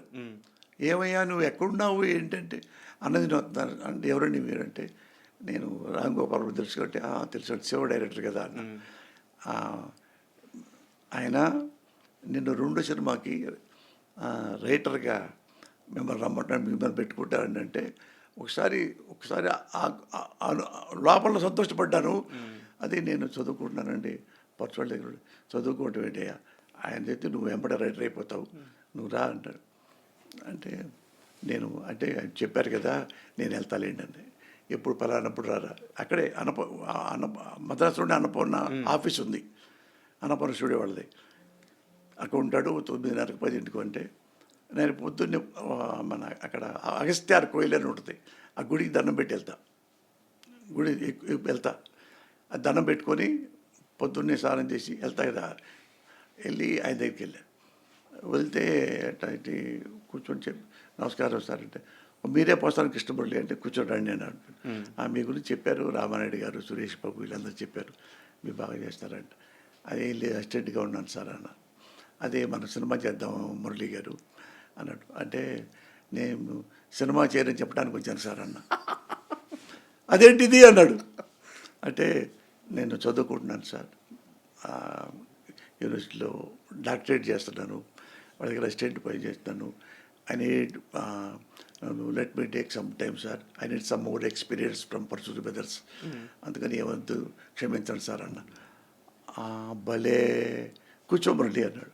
కూర్చోబెట్టు అంటే స్క్రీన్ ప్లే గురించి ఇంకోటి 2-3 అడిగాడు. అడిగితే చెప్పే నాకు తెలిసి బాగుంది మురళి నువ్వు ఇప్పుడు చెప్పావు కాబట్టి సరే వెళ్ళు నువ్వు ఎప్పుడు సినిమా చేయదలుచుకుంటే నా దగ్గరికి రా మనం కలిపి చేద్దాం. బస్ ఇదంతా ఇంత బిజీగా ఉన్నారు కాబట్టి లైఫ్లోకి పక్క నుంచి అమ్మాయిలు రాలేదు. అది కాదు ఛాన్స్ లేదు. ఛాన్స్ గోల్ లేదు. అయితే ఇందాక మనం మాట్లాడితే ఒకటి మిస్ అయిపోయింది. యూనివర్సిటీ నుంచి ఒక ఫోన్ వచ్చింది తర్వాత ఏం జరిగిందో చెప్పలేదు. ఈ టైంలో వాళ్ళు మన ఇది ఆపరేటర్ వచ్చి చెప్పాడు సార్ ఎవరు నిర్మలా మేడం అంట Tammareddy Nirmala madam assistant professor అంటే యూనివర్సిటీ ఫోన్ చేస్తున్నారు మీరు రమ్మన్నారు సార్ అంటే నేను షాక్ అయిపోయా. మేడం గారు నాకు ఇప్పుడు ఎందుకు చేస్తున్నారు అనుకున్నా. మళ్ళీ ఆపరేటర్ దగ్గరికి వెళ్తే మళ్ళీ వచ్చింది మేడం నమస్కారం అంటే కృష్ణమురళి బాగున్నా అంటే లేదు ముఖ్య విషయం చెప్తున్నాను నేను నీకు ఒక అమ్మాయిని చూసా ఒక అమ్మాయి నేను చూశాను వాళ్ళ ఇంటికి వెళ్ళి ఆ అమ్మాయి చదువుకుంది బీఎస్సీ బిఎల్లో మంచి అమ్మాయి నాకు నేను సర్టిఫై చేస్తున్నా నువ్వు ఆ అమ్మాయిని చూసుకో నీకు సూటబుల్ అట్లా చెప్పేస్తుంది గబగబా. తమ్మారెడ్డి భరద్వాజ గారు కజిన్ సిస్టర్. ఓకే అవును తమ్మారెడ్డి ఆమె. అయితే నేను ఆ టైం కూడా లేదు అలాగే అయితే మేడం అలాగే మేడం అన్న మరి నువ్వు ఎప్పుడు చూస్తావు అంటే మీ ఇష్టం మేడం అన్న. ఆయన ప్రొఫెసర్ కదా అప్పట్లో మాట్లాడలేను అట్లా మాట్లాడేవాడిని కాదు. ఆయన వాళ్ళంటే నేనంటే ఇష్టం తల్లితో సమానం ఆమె. అయితే మీరు ఎప్పుడేటప్పుడు మేడం అన్న చెప్పుకోవడానికి అంటే మరి రేపు ఎల్లుండురా ఎక్కడ చెప్పేస్తాను అదే సార్ అదే మేడం అన్న. అంటే రేపు వెళ్ళలేకపోయా ఇంకో రేపు వెళ్ళలేకపోయా అంటే నేను చెప్పి మేడం కొంచెం అదైపోయింది ఎల్లుండి వస్తాను మేడం అన్న. అంటే వాళ్ళతో చెప్పిందంట ఈయన పెళ్లి చేసుకోవడానికే రాలేకపోతాడు ఇంక తాళే కట్టుకుంటాడమ్మా వచ్చినప్పుడు చూసుకుందాంలే అందంట. అంటే అది నాకు చెప్పింది మేడము. అంటే అది రాసుకున్నాను మేడం వచ్చేస్తాను మేడం అని. ఆడికెళ్ళి నేనే గుంటెళ్ళి వాడు మా మేనల్లుడు కోటాల శివ వాడు 10th అయిపోయి ఇంటర్ వచ్చేది అనుకుంటా. ఒరే పెళ్లి చూపులకు వచ్చాడు రా నువ్వు కూడా రా చూడు నువ్వు కూడా అంటే వాడు బూట్లు కొట్టి పెట్టాను. ఓకే లంచం బూట్ల రావడానికి అంటే నా మేనల్లుడు కదా మేనమామ కొడుకు. వెళ్తే వాడు చూసుకుని పడాను ఎట్టొద్దురా ఏమే అంటే బాగుంది మావయ్య అక్క బాగుంది బాగా చేసుకోవచ్చు బాగుంది మావయ్య అన్నాడు. చిన్నోడు గాడు 16 ఏళ్ళు తెలుసు పిల్లలు తెలుసుగా అంటే మాట్లాడి బేదరు పెళ్ళి అట్ట పెళ్ళి తిరిగింది. ఆ కట్నాలు ఏవీ తెలియవు మనకు నాకు అవన్నీ పడుచుకునేవాడు కదా ఎప్పుడు. సార్ నాకు నచ్చింది, నేను నచ్చాను, ఇంక ఇష్యూ లేవు, ఇంక ఇష్యూ ఏముంది. అంతే కదా. సో అంత బిజీగా ఉన్నారు. అయితే ఇందాక మనం శ్రీకాంత్ గారి గురించి మాట్లాడుకుంటూ కాస్త బ్రేక్ పడింది. ఇది ఇంగ్లీష్ పిల్లం ఈస్ట్ గోదావరి మొగుడు సినిమా రిలీజ్ అయిన తర్వాత పెద్ద హిట్ అయింది. కాకపోతే ఆ సినిమాలో మహిళా సంఘాలతో కొన్ని డైలాగులు రాశారు మీరు. ఆ రోజుల్లో చాలా పెద్ద ఇష్యూ అయింది కదా, అది పేపర్లో ఆర్టికల్ కూడా వచ్చినట్టుంది. అది దానికి 70 సర్సర్కట్లే పోయింది. 70 సెన్సార్ కట్ల. అది లేకపోయి ఉంటే సినిమా బాగుండేది. ఇంకా ఇది ఒక ఒక ట్రాక్ తీసి పారేశారు. ఆ జడ్జి ఇలా ఉండకూడదు, ఇలా ఉండాలి, అది ఉండాలి, ఇది ఉండాలి, ముక్కలన్నీ అయిపోయినాయి. అప్పటికే అది చాలా అప్పుడు అయ్యో చాలా అయిపోయింది నాకు అలా అంటే అది తీసేదాకా ఆపలా. అప్పటిదాకా శ్రీకాంత్ గారికి ఉన్న ఇమేజ్కి పూర్తి ఆపోజిట్ క్యారెక్టర్ అది. అవును అవును. అంటే ఆమెను బుద్ధి చెప్పడానికి. అవును. చాలా అన్ని అనుభవాలు ఉన్నాయి రాజా. కానీ బట్ ఏంటంటే నేను నా ఇంటిని ఎంత ప్రేమిస్తానో, నా ఇల్లాలని ఎంత ప్రేమిస్తానో, తెలుగు సినిమా ఇండస్ట్రీని అంతనే ప్రేమిస్తా సార్. దానివల్లే నేను ఇంత వాడినయ్యా. తెలుగు సినిమా ఇండస్ట్రీ వల్లే నేను ఇంత వాడినయ్యా సార్. అయితే ఒక్కసారి స్క్రిప్ట్ రాస్తే ఎవరు చెప్పినా సరే మీ మనసుకు నచ్చిన తర్వాత మార్చరు. అలాంటిది చిరంజీవి గారి సినిమా అల్లుడా మజాకా కోసం ఎన్నో వర్షన్లు, అది 50-60 పైన వర్షన్లు రాశారు. నిజానికి సినిమా కూడా చాలా మంచి కథగా, కానీ సినిమా రిలీజ్ అయిన తర్వాత దాని మీద బూత్ సినిమా అనే ఒక విమర్శ స్టార్ట్ అయింది. అది దేనివల్ల జరిగింది? సినిమా డైరెక్షన్లో జరిగిందా? ఏం లేదండి, ఒక్క బూతు బాట కూడా లేదండి. ఇప్పుడు ఇప్పుడు మీరు అన్నారే పోసాన్ని తిట్టారని, అలాంటిది అది కూడా అంతే. ఇప్పుడు అది అన్ని వెర్షన్లు రాయలా, డైలాగ్ వెర్షన్ 2నే రాశా, 2నే. అంటే వేరే వాళ్ళు రకరకాలు రాస్తుంటారు కదా, ఇది వేరే కథ.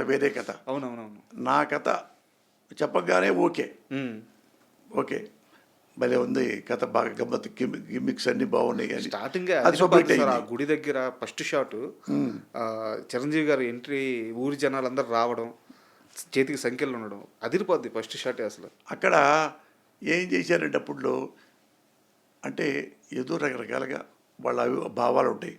అక్కడ ఏమన్నా కానీ వసే అని మాట కూడా మాట్లాడాలి చిరంజీవి గారు. అసలు అందులో బూతు మాటలు ఇవ్వండి, మాటలు కాదు, 99% లేవు. వల్గారిటీ కూడా ఏం లేదు. అన్నీ గిమ్మిక్స్, కామెడీ, అత్తకి బుద్ధి చెప్పడానికి, భార్యకి బుద్ధి చెప్పడానికి కథ, మన చెల్లెలు కాపురం నిలబెట్టుకోవడానికి పడే పాటలు, అది తప్ప ఏమండి జనాలు పిచ్చోళ్ళ ఒక ముక్క 2 ముక్కలో ఏది ఉంటే లేదు, నా దృష్టిలో లేదు. ఉంటే సినిమా ఆడిద్దా? సినిమా సబ్జెక్ట్ ఉండాలి. ఈ సబ్జెక్టు సూపర్ హిట్. లేడీస్కి స్పెషల్ హాల్ పెట్టారండి. ఇంకేం చెప్పండి మీరు. ఆడవాళ్ళు లేడీస్ బూతులు ఇంటి చూస్తారా? చూడరు. సపరేట్ ప్రత్యేక స్త్రీలకి ఈరోజు ఈ ఆట ఇస్తున్నాము అని ఉన్నాయి సార్ అని వచ్చే షాక్ అయిపోతే స్ట్రైట్ 100 రోజులు అది ఎట్టిస్తారు.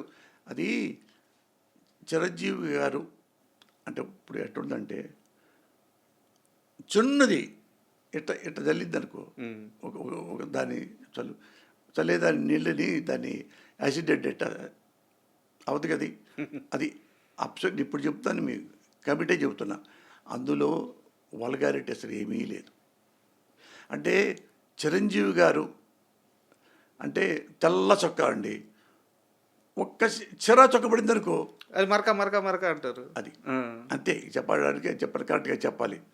లేదా ఎంతో పెద్ద హిట్ అయితే దీనివల్ల వాళ్ళు వీళ్ళు మాట్లాడతారు కదా. నన్ను అన్నారు ఇది ఓ మీటింగ్లో, చిరంజీవి గారి కోపం ఉంది అంటే సార్ ఎప్పటికైనా పోసాని చెప్తాడేవలే చూద్దాం అని ఫీలింగ్ కదా. ఇంత పెద్ద హిట్ సినిమా పెట్టుకొని అందరూ వల్గర్ ఉంది అంటే అంత అన్యాయం అనుకుంటే ఇందులో మీటింగ్ పెట్టారు మన సారథి స్టూడియోలో. ఏదో వెళ్తే దానికి యాంకర్ ఎవరు? మురళీమోహన్ గారు, కృష్ణారెడ్డి గారు కూడా ఉండాలి, కృష్ణారెడ్డి గారు, వేరే జర్నలిస్టులు మొత్తం ఉంటే ఏమండి ఈ సమాజము ఇది సినిమాల్లో ఇట్లా ఇట్లా ఇంత సినిమా పెద్ద హీరో కూడా ఇది చేస్తున్నారు అని జర్నలిస్టులు వాళ్ళు ఒకళ్ళు మాట్లాడారు, నన్ను అడిగారు. ఏమండి సినిమా మీరు ఆడాళ్ళు గీడాళ్ళు మొత్తం వచ్చున్నారు, ఎవరైనా అంటే జర్నలిస్ట్ వాళ్ళు లేచి ఏమండి ఎప్పుడన్నా అన్నం లేదనుకో సద్దన్నం కూడా తింటారు గతి లేక, అలాగే ఏ సినిమా లేక ఈ సినిమాలో అదే అన్నట్టు ఏదో మాట మాట్లాడాడు. ఓకే. అటు మాట నేను అన్నాను, ఏమయ్యా ఆ సినిమా కాదు వేరే సినిమాలు లేవా, ఎందుకు ఆడింది సినిమా 100 days మీరు చెప్పండి, ఎందుకంటే ఏమయ్యా రోడ్డు మీద కూరగాయలు ఉంటాయి, కూరగాయల్లో చూసుకుంటారు వంకాయ, ఇది పుచ్చు పక్క తీసుకుంటారు, మంచి వంకాయ తీసుకుంటారు, కొనుక్కుంటూ వెళ్తారు. అలాగే అక్కడ సెంటర్లో 10 సినిమా థియేటర్లు ఉన్నాయి, ఏ సినిమాల్లో మంచి సినిమా ఉంది అనుకుంటే వాళ్ళు ఆ సినిమాకి వెళ్తారు. మరి ఆడాళ్ళంతా అనుకోబట్టే కదా అరుడా మజాగా మంచిగా ఉందని గతి లేక సినిమా చూశారు అని చెప్తారేంటి, వంకాయే ఇంత పురుగుంటి తీసి పక్కన పడేస్తారు, సినిమా ఎందుకు చూస్తారు అని ఎగ్జాంపుల్ చెప్పిన తర్వాత మురళీమోహన్ వాళ్ళు ఉంటే నేను ఇది ఈనాడులో కూడా ఇట్లేదు ఉందండి, ఇందులో వల్గారిటీ లేదు. మౌన పోరాటం సినిమా ఉంది కదా, రామోజీరావు గారి సినిమా, అది పేరు చెప్పా, రామోజీరావు గారి సినిమా, రామోజీరావు గారు వాళ్ళు కూడా చూతి తెలుసుద్ది. అందులో మౌన పోరాటంలో ఒక రైలు పెట్టిలో ఒక అమ్మాయి ఎక్కింది, ఆ పెట్టిలోనే హీరో ఉన్నాడు, అదే హీరోయిన్ ఉంది, ఉంటే పైనుండి అది ఆమె తేనె తొట్టుంది, తొట్టెలోంచి తేనె హీరోయిన్ వీపు మీద, గిరిజన అమ్మాయి వీపు మీద పడుతుంటే హీరోయిను నేలకి చాపి ఆమె మీద అని నాకి తేనె నోతిలో పెట్టుకుంటున్నాడు. అది తెలియలేదు రామోజీరావు గారికి, అది వల్గారిటీ కదా, అట్లా నాకుతారు ఎవడన్నా. మరి ఆ సినిమాలో మరి ఉంది కదా సార్ మురళీమోహన్ గారు, మీరు చెప్పండి అది వల్గారిటీ కాదా? ఎవడేం మాట్లాడేది అంటే చెప్పండి అది అంటే నేను ఆ సినిమాలో కూడా నేను ఎస్టేట్గా రాశా అన్న, గప్చిప్ అయిపోయారు. ఇక మరి ఇది సూపర్ హిట్ అన్నారు, దాన్ని ఆడింది, అంత వల్గర్ ఉందే, అంత వల్గరి అల్లు మజాక లేదే. అప్పట్లో వాగింది నేను ఎప్పుడు 30 ఏళ్ళ కిందట, అప్పుడు అలాగే ఇప్పుడు ఇలాగే. ఇంతే. అయితే ఇండస్ట్రీలో నాకు తెలిసినంత వరకు మీరు పనిచేసిన ఆ మొత్తం కాలం కానీ తర్వాత కాలంలో కానీ చిరంజీవి గారిని అమితంగా ప్రేమించారు, మీరు బాగా ఇష్టపడ్డారు. ఆయన స్కిల్స్ కానీ, ఆయన హీరోయిజం కానీ, ఆయన స్టైల్ కానీ చాలా ఇంటర్వ్యూలో చెప్పారు. అంటే నేను రాజకీయాలు మాట్లాడట్లేదు సార్, ఈరోజు చిరంజీవి గారితో మీ రిలేషన్ ఎలా ఉంది? నాకు ఒక ఎగ్జాంపుల్ చెప్తా. ఇప్పుడే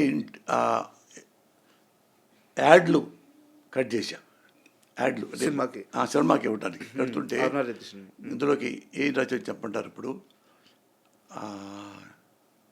టీడీపీ వాళ్ళు, వైసీపీ వాళ్ళు, బీఆర్ఎస్ వాళ్ళు, కాంగ్రెస్ వాళ్ళు, కమ్యూనిస్టు వాళ్ళు,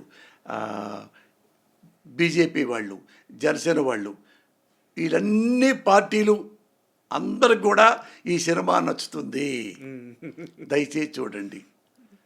జనసేన కలిపాక పవన్ కళ్యాణ్ అధ్యక్షుడు కదా. లేదు, నేను ఓన్లీ చిరంజీవి గారి గురించి నాకు మాత్రమే అడుగుతున్నాను, కాదు నాకు రాజకీయాలు అవసరం లేదు అటుగా చెబుతున్నా. నేను ఎవరిని నేను గుర్తుపెట్టుకోను, ఎవరిని నాశనాన్ని కోరుకోను. నేను లేదు, ఎప్పుడు అభిప్రాయ భేదాలు ఉన్నప్పుడు దూరంగా ఉంటాం మేలు అనుకుంటాను తప్పితే నేను ఈ నాశనం చేయాలి. ఏమండి నన్ను తిట్టిన వాళ్ళు కూడా నా వెనక మీరు చెప్పారే నన్ను వాళ్ళు కూడా వాళ్ళకి ఒంటి మీద బట్టలు కూడా లేకుంటే బట్టలు కొనిపెట్టానండి. ఇంటి మీద అన్నం తినడానికి బల్లలు కూడా లేకుండా అంటే నేను తినే డైనింగ్ టేబుల్ వెంటనే తీసుకెళ్ళి వాళ్ళ ఇంటికి ఇచ్చారండి హైదరాబాద్లో. మందుకేది అది నవ్వింది మావిడ, మన కొత్తది పెట్టుకుందా లేబ్బా, అది వంకతో కొత్తది పెట్టుకుందాం, అది తీసుకుంటారా పెట్టుకోండి, మీ ఇంటి పెట్టుకోండి, ఏమైనా కావాలంటే చెప్పండి ఇంక ఇస్తా అని చేస్తాను తప్ప వాడిని నాశనం చేయట్రా. సార్ లేదు, అది ఎప్పుడు లేదు సార్. నాకు తెలియని మ్యాటరు రాజా ఇది. అంటే అందుకనే మేము బాగుంటాం.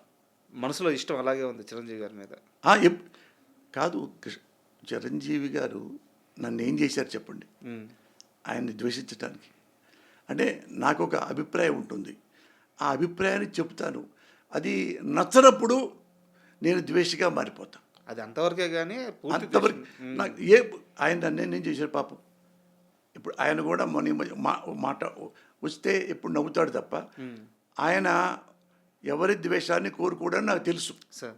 ఎవరి ద్వేషాన్ని నేనే ఏమండి, ఆయన పద్ధతులు అతను ఉంటాయి, నా పద్ధతులు అతను ఉంటాయి. అతని పద్ధతి ఏంటంటే మీరు ఇప్పుడు వెళ్ళండి, ఎవరైనా సరే నువ్వెవరు అండవు, ఎవరు జర్నలిస్ట్ గారా రండి ప్లీజింగ్గా మాట్లాడతాడు తప్ప ఎప్పుడు అవమానించి ఎవరిని ఈ రోజు వరకు పంపించి ఎరగడం సార్ మేము చూసి ఎరగం. క్లీన్గా ఉంటాడు, ఫ్రెండ్లీగా ఉంటాడు. అది దురదృష్టం. అంటే రాజకీయాలంటే నథింగ్ బట్ సర్వీస్. ఈ సర్వీసు ఇందులో పెట్టే డైలాగ్, ఈ సర్వీసు రకరకాలుగా ఉంటాయి. అందుకని కొంతమంది రాజకీయాల్లో ప్రజాసేవ కోసం వస్తున్నారా, వ్యాపారం కోసం వస్తున్నారా అనేది కథ ఇందులో. సార్ సో పెద్ద సబ్జెక్టే తీసుకున్నారు. చిన్న సబ్జెక్టే కానీ చాలా లోతుండే సబ్జెక్ట్ కదా సార్ రాజకీయం అంటే అది ఇంతవరకే ఉంచా. అంటే ఇది తప్పు కదా అన్నట్టుగా ఉంచాను తప్ప ఏ ఒక్క మనిషిని మెన్షన్ చేసి కానీ ఇండైరెక్ట్గా కానీ ఏమి లేవు. క్లీన్ ఆపరేషన్ దుర్యోధనలాగా అది కొంత ఉంటుండి, మిగతా ఎక్కువ ఫ్యామిలీ డ్రామా ఉంటుంది సార్. చాలా మంచి డ్రామా. ఆమె పేరు బొమ్మారెడ్డి అరుణారెడ్డి, రెడ్డి వారి అమ్మాయి, రెడ్డి గారి అమ్మాయి. అలా కథ పెట్టుకున్నా మంచిది. నేను ఎప్పుడు వాళ్ళని బట్టి సినిమా అటు రాయలేదు. మీరు చూడండి సార్, ఇప్పుడు మీరు సినిమా చూడండి తెలిసిపోయింది మీకు. ఎక్కడ ఒక వల్గరు మాట కానీ విజువల్గా కానీ వెర్బల్గా కానీ ఇంటెన్షన్గా కానీ ఎప్పుడు ఆ సినిమాలో లేదు, ఏం లేదు. క్లియర్గా ఉంటుంది. మనశ్శాంతికి చూస్తే మీకు సినిమా ఇష్టపడతారు. సో ఇప్పుడు సినిమా ఇంత కష్టపడి తీస్తున్నారు కదా సార్, అంటే ఇది ఏంది మీ సెకండ్ ఇన్నింగ్స్ అనుకోవచ్చా? ఎందుకంటే వరుసగా సినిమాలు తీయాలన్న ఆలోచన ఏమన్నా ఉందా? కాదు, సినిమా సంవత్సరానికి ఒకసారి చేసుకుంటూ వెళ్దాం అనుకుంటున్నా. ఓకే. అంటే ఇప్పుడు ఈ చేసేలోపే 4-5 సినిమాలు వచ్చినాయి. అంటే ఆపా, అంటే ఈ సినిమా అయిన తర్వాత చేస్తాలే భయ్యా అని చెప్పా.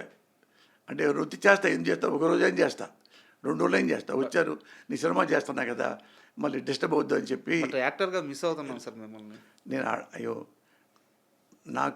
నాకేం తెలుసు, సినిమా తప్ప ఏం తెలియదు రాజా, ఒక సినిమా తప్ప ఏమీ తెలియదు. అంటే చాలామంది ఆర్టిస్టులు ఉన్నారు సార్, చాలా గొప్ప వాళ్ళు ఉన్నారు, నేను కాదనట్లేదు. అయితే ఆ చెంప మీద దెబ్బ పడంగానే యేసునాథ ఇలా అనడం, అవన్నీ అలాంటి చిన్న చిన్న జిమ్మిక్లు, ఆ మ్యాజిక్లు, స్క్రీన్ మీద పోసాని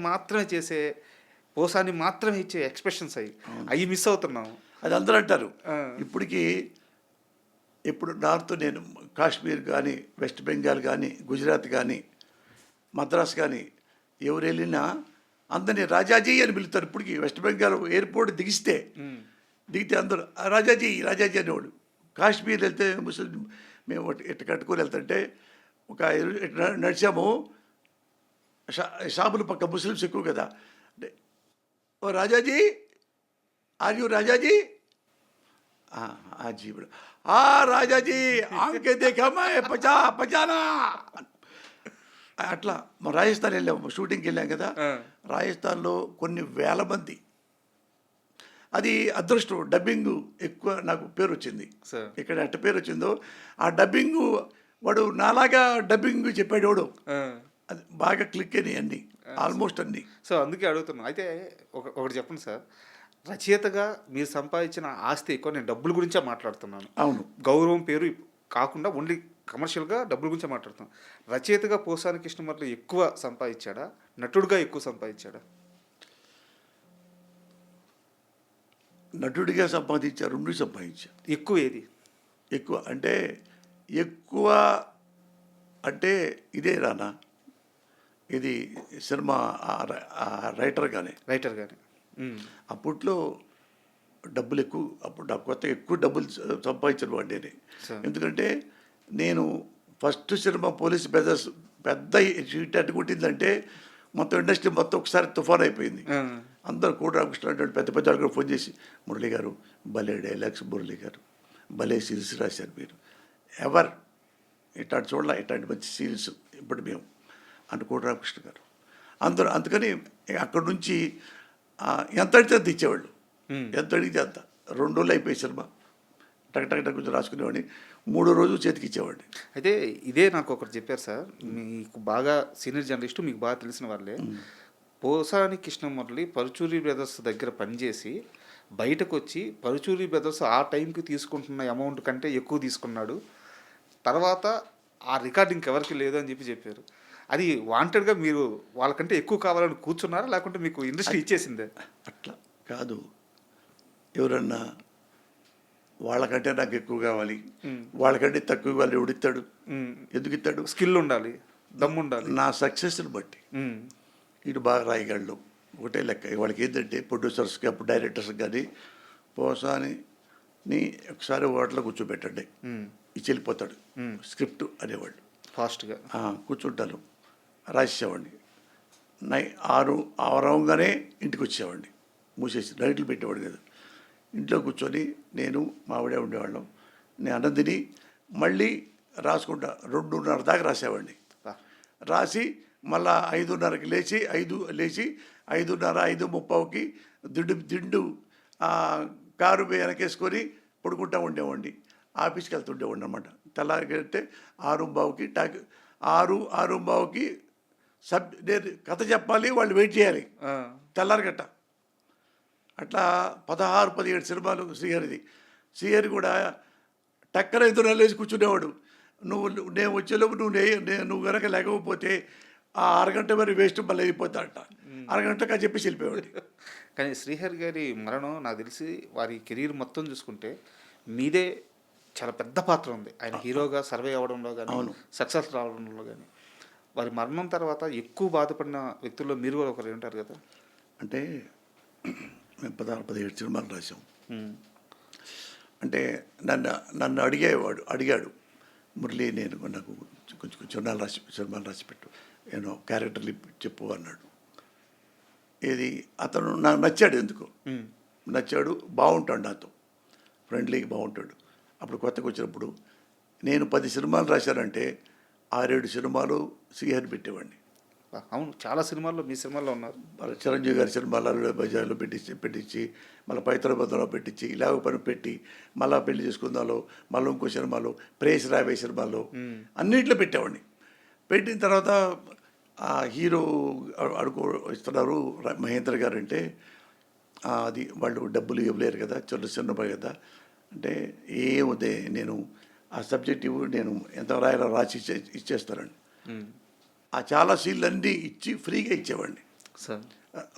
కోర్టు సీన్లు, ఆ సీన్లు, వేరే సీన్లు, పోలీస్. దేవా అయితే హిందీ సినిమా చెప్పేవాడిని దీన్ని పట్టుకొని చూసుకోండి, ఇందులో సబ్జెక్టులన్నీ బాగుంటాయి సీన్లో అని అవి ఇచ్చా. ఆ తర్వాత అదేమన్నాడు, మురళి వాళ్ళకి ఇవ్వటం దానికి నువ్వే రాయొచ్చు కదా అంటే నీ అంత అప్పుడులో 10-15 లక్షలు. అప్పుడు ఒక సినిమాకి మీరు తీసుకొని నీ పేరు మీద నేను కథా మాటలు రాస్తే నా హీరో చెప్తే కొద్దిగా పైకి వస్తాను నేను, అవి చిన్నవి కదా అంటే అప్పుడు సాంబయ్య ఎంత ఫోటోస్ ఎంత ఇవ్వలే అంటే ఏమొద్దులే అని చెప్పి నాకు 2 లక్షలు ఇవ్వండి చాలన్న. శ్రీహరి గారి కోసం ఇదంతా ఓన్లీ శ్రీహరి 15 లక్షలు తీసుకోవాలి అప్పుడు. 2 లక్షలే తీసుకొని కథా స్క్రీన్ పే మాటలు. అందులో మళ్ళా వేరే డైరెక్టర్కి ఏదో ఇదైతే మళ్ళీ రీషూట్లు కూడా నేనే చేపించి కూర్చోబెట్టి అది పెద్ద హిట్ అయిపోయిన తర్వాత నువ్వే సినిమా చేసుకోమర్లే, నువ్వే ప్రొడ్యూస్ చేసుకో, నువ్వు చేసుకోలేదంటే అట్టొద్దు, ఇలాగే ఉందాం మనం, నేను రైటర్కి అలాగే ఉంటా, నువ్వు ఇలాగే అలాగే ఉంటే ఇంకేవద్దని అట్లా 17 సినిమాలు చేసి భద్రాచలం కానీ అయోధ్య అన్ని రామయ్య గాని, లాస్ట్ అన్ని సినిమాలు నేను చాలా. చూశాను సార్. ఈ ఇంటర్వ్యూకి వచ్చే ముందు ఆయన వికీపీడియా మొత్తం చేసే సినిమాలు మొత్తం చూస్తే శ్రీహరికి ఒక షేప్ ఇచ్చి, అంటే ఆయన సినీ కెరీర్కి ఒక షేప్ ఇచ్చి ఆయన్ని ఆర్టిస్ట్గా నిలబెట్టి స్టార్గా చేసిన ఆ 2 చేతులు మీవే, మీ పేరే కనిపిస్తుంది, ప్రతి సినిమాలో మీ పేరే కనిపిస్తుంది. బట్ అయితే ఒకటి శ్రీహరి లేదు. శ్రీహరిలో ఉన్న గొప్పతనం, ఒకడిని నమ్మితే జీవితాంతం అలాగే నమ్ముతాడు. అంటే పోసాని అంటే ఇష్టం, పోసాని కథ చెప్పి అరగంట కథ చెప్పి వెళ్ళిపోతా. ఇంకా డిస్కషన్ లేవు, ఇక డిస్కషన్ ద సబ్జెక్టు మళ్ళీ అదేంటి ఇదేంటి లేవు. అరగంట అయిపోయింది, ఇది అయిపోయింది అంటే బాగుంది కదా, బాగుంది అంతే, 2 మాట్లాడాడు, బాగుంది బాగుంది, ఇంకేం మాట.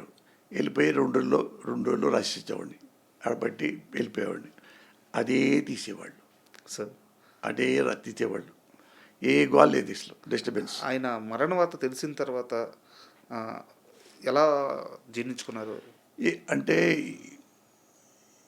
ఏం మనం అంటే డ్రమ్టిక్గా మనం చెప్పుకోలేను, కానీ అంటే ఎట్లా ఉంటుందంటే జీవితం అంటే కళ్ళు తెరిస్తే జననం, కళ్ళు మూస్తే మరణం, రెప్పపాటే ఈ ప్రయాణం. సార్, ఇది అనివార్యం. రేపు పోసానికి కృష్ణపల్లి తెచ్చిపోతాడు, ఇంకోటి పోతాడు. అందుకని ఇందులో ఆ డైలాగ్ పెట్టేది, హలో అంటేనే ఇది జననం, జీవితం, జీవితం. చలో అంటే అంటేనే శ్మశానం. అది దీనికోసం ఇందుకురా ఎంత బాధపడతారు. ఇప్పుడు ఏం సాధించాల్సింది ఎప్పుడు ఎవ్వరు నేను సాధించాను ఇది అంటానికి ఏమి లేదండి సార్. మీరు ఇప్పుడు వచ్చేది ఒక చీమలు గూడు పెట్టి వెళ్ళిపోతుంటాయి, ఇంకో చెవు పెడతా ఉంటాయి, ఇంకో చెల్లి పోతూ ఉంటాయి, ఇంకోళ్ళు పెడతా ఉంటాయి. మనం అంతే, ఈ రాసుకుంటూ వెళ్తుంటారు, పోతూ ఉంటాం, మళ్ళా వస్తూ ఉంటాడు ఒకడెవడు, మళ్ళీ ఇంకోటి రాస్తూ ఉంటాడు, మళ్ళీ పోతూ ఉంటాడు. అంతప్ప నేను ఇటు చచ్చిపోయాడు కానీ అయ్యో చచ్చిపోయాడే అంటానికి నేను అనుకోని 90%. మా నాన్న విషయంలోనే, మా అమ్మ విషయంలో ఒకసారి నా కన్నీళ్ళు వచ్చినాయి. అంటే మంచోడే అన్యాయం చచ్చిపోయాడే అంటే చావడానికి టైం ఉంటుంది, అంతే కదా సార్. మనం వెళ్తున్నాము, ఇప్పుడు నేనున్నాను, చచ్చిపోయిన పెద్ద ఇష్యూ కాదు ఇది, 60+ అన్నా కానీ ఇప్పుడు అది మనము చచ్చిపోతాము అనేది నాకు భయం లేదు. ఇప్పుడు చచ్చిపోతాము అనే భయం నాకు ఎప్పుడు లేదు. Very cool. నాకు దాని మీద ఇప్పుడు అమ్మ 100 ఏళ్ళు పడితే బాగుండే అట్లా లేదు సార్.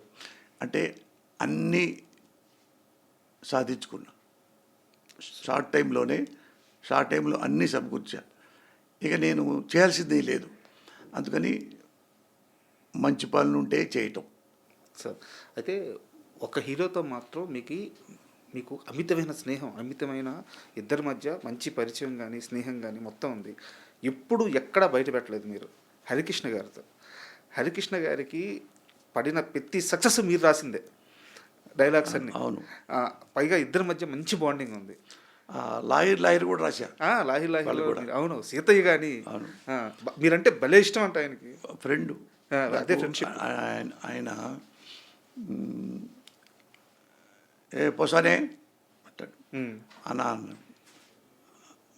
నేను షూటింగ్కి వెళ్తానా, రైటర్గా పను అప్పుడు రైటర్గా ఉండేవాడిని, ఇది చేస్తానా అయ్యి అడగడు. పోసానే పద మన లక్ష్మీ దగ్గర అదో పేరు ఉంటుంది, ఆవు పేరు, ఆ పేరు వాడికి వెళ్దా పద, ఆయనకి ఇష్టం ఆవులు అంటే. ఇక సీనులు లేవు, పుస్తకాలు లేవు, ఏవి లేవు, అనే కూర్చోటమే. అంటే అంత ఇష్టం నాకు. ఆయనకి నేనంటే ఎంత ఇష్టం. ఎక్కడికి వెళ్ళడు అతను, ఎవరికి వెళ్ళడు, ఇంటి దగ్గరికి వెళ్ళటం కానీ. చాలా చాలా ఆత్మగౌరవం ఉన్న మనిషి సార్.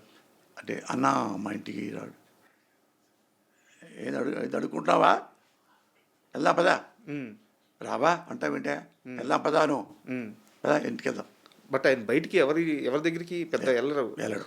ఆయన హోటల్ ఉండేది, వెళ్ళి ఆ హోటల్లో ఉండేవాడు. ఆహ్వానం. ఆ. ఆడే కూర్చునేవాడిని నేను కూడా వెళ్ళి.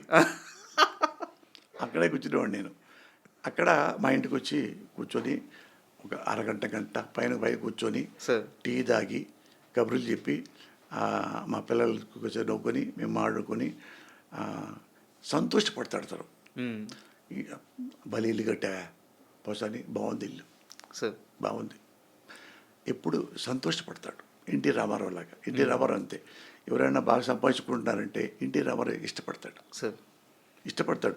ఇంకేమైనా కావాలా అబ్బాయి నీకు, ఇంకా పైకి రావడానికి, రామారావు అంటాడు. హరికృష్ణ అంతే.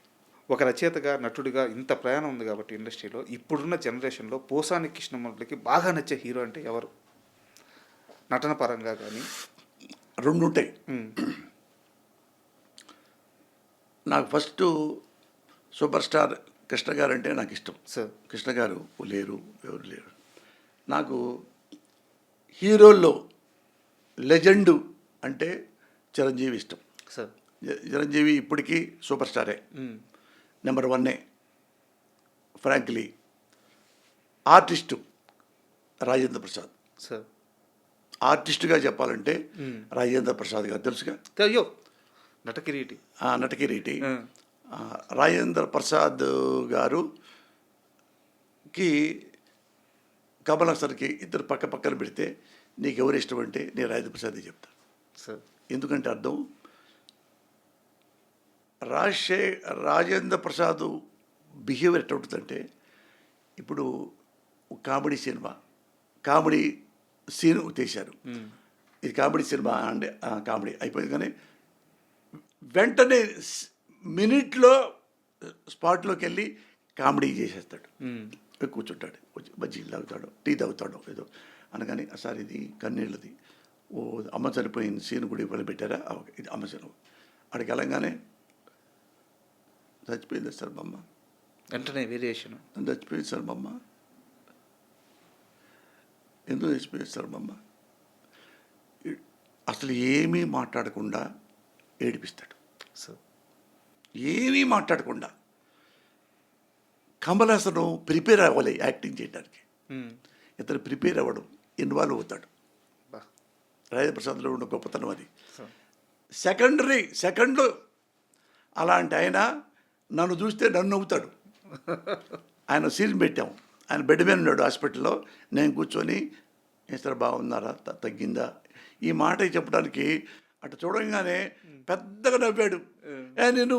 నేనంత కామెడీ నిన్ను చూస్తే మాత్రం నాకు నవ్వు వస్తుందబ్బా అనేవాడు. అది అతను తెలుగు ఇండస్ట్రీలో బెస్ట్ ఆర్టిస్ట్ నా దృష్టిలో. సూపర్. అంతే, better than Kamal Haasan. Super sir. అయితే దీని కంటిన్యూటీ సినిమా ఇండస్ట్రీ గురించే, ఇప్పుడు మీ మేనల్లుడి గురించే, మీ దగ్గర శిష్యరికం చేసి ఈ స్థాయికి ఎదిగి ఇప్పుడు one of the biggest director ఇండస్ట్రీలో బాలయ్య గారితో సినిమా దిగిపోతున్నారు కొట్టాల శివ గారు. సో మీ అల్లుడి ఆ ప్రయాణం, ఆ సక్సెస్ చూస్తున్నప్పుడు, మీ మేనల్లుడి సక్సెస్ చూస్తున్నప్పుడు ఒక మేనమావగా ఏనిపిస్తుంటుంది? ఎందుకంటే మేనమావ అంటే మరో తండ్రి అంటారు. కాదు, ఇప్పుడు హిట్లు ఫ్లాప్ రెండు ఉంటాయి. ఒకటి ఏం చేయాలంటే, హిట్ అయినా ఫ్లాప్ అయినా కూల్గా ప్రయాణం సాగిస్తే సినిమా ఇండస్ట్రీ చివరిదాకా ఉంటాడు. అది చెప్పదలుచుకుంది, ఎందుకంటే ఏం లేదు. ఫ్లాప్ అయిందనుకో ఏడవక్కర్లా, హిట్ అయిందనుకో పొంగి క్లబ్బులకి వెళ్ళి డ్యాన్స్లు వేసి డక్కటక్క డక్కటక్క డక్కటక్క అని వెళ్ళక్కర్లా. చూడండి, తెలుసుకొని ఏది మన రాఘవేంద్రరావులో పెద్ద హిట్ అయినా కానీ అట్ట నవ్వుతూ ఉంటాడు రాఘవేంద్రరావు, ప్రౌడ్గా ఉండడు. దాసరి నారాయణరావు 100 దాటి సినిమాలు చేశాడు, పెద్ద పెద్ద హిట్స్. రామారావు గంటి, నాగేశ్వరరావు గంటి, కృష్ణ గంటి, సోమబాబు గంటి, అందరు హిట్లు అన్నీ చేశాడు.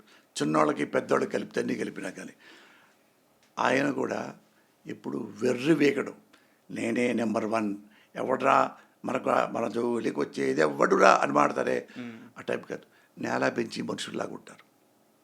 బోళా శంకరుడు, దాసరి నారాయణరావు గారు.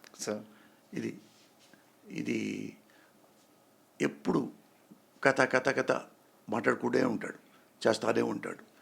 అలాగే రాఘవేంద్ర గారు పెద్ద హిట్ అయినా అలాగే కంగ్రాట్ సార్ నవ్వుతుంటాడు, పోయిందనుకో అంటాడు. వీళ్ళు ఎట్లాంటి మనుషులు కాదు. రామానాయుడు ఎవరు కష్టపడి బాగా చేస్తాడో వాడిని ప్రేమిస్తూ ఉంటాడు. అందుకని రామానాయుడు ఎందుకు నెంబర్ 1 అయ్యాడు, ఇండియాలో నెంబర్ 1 ప్రొడ్యూసర్, ఎందుకంటే కష్టపడతాడు. ఇప్పటికీ చనిపోయేదాకా ఆయనే ట్రాలీ తోస్తాడు, అవసరమైతే తోస్తాడు. ఏమిరా టైం అయిపోతుంది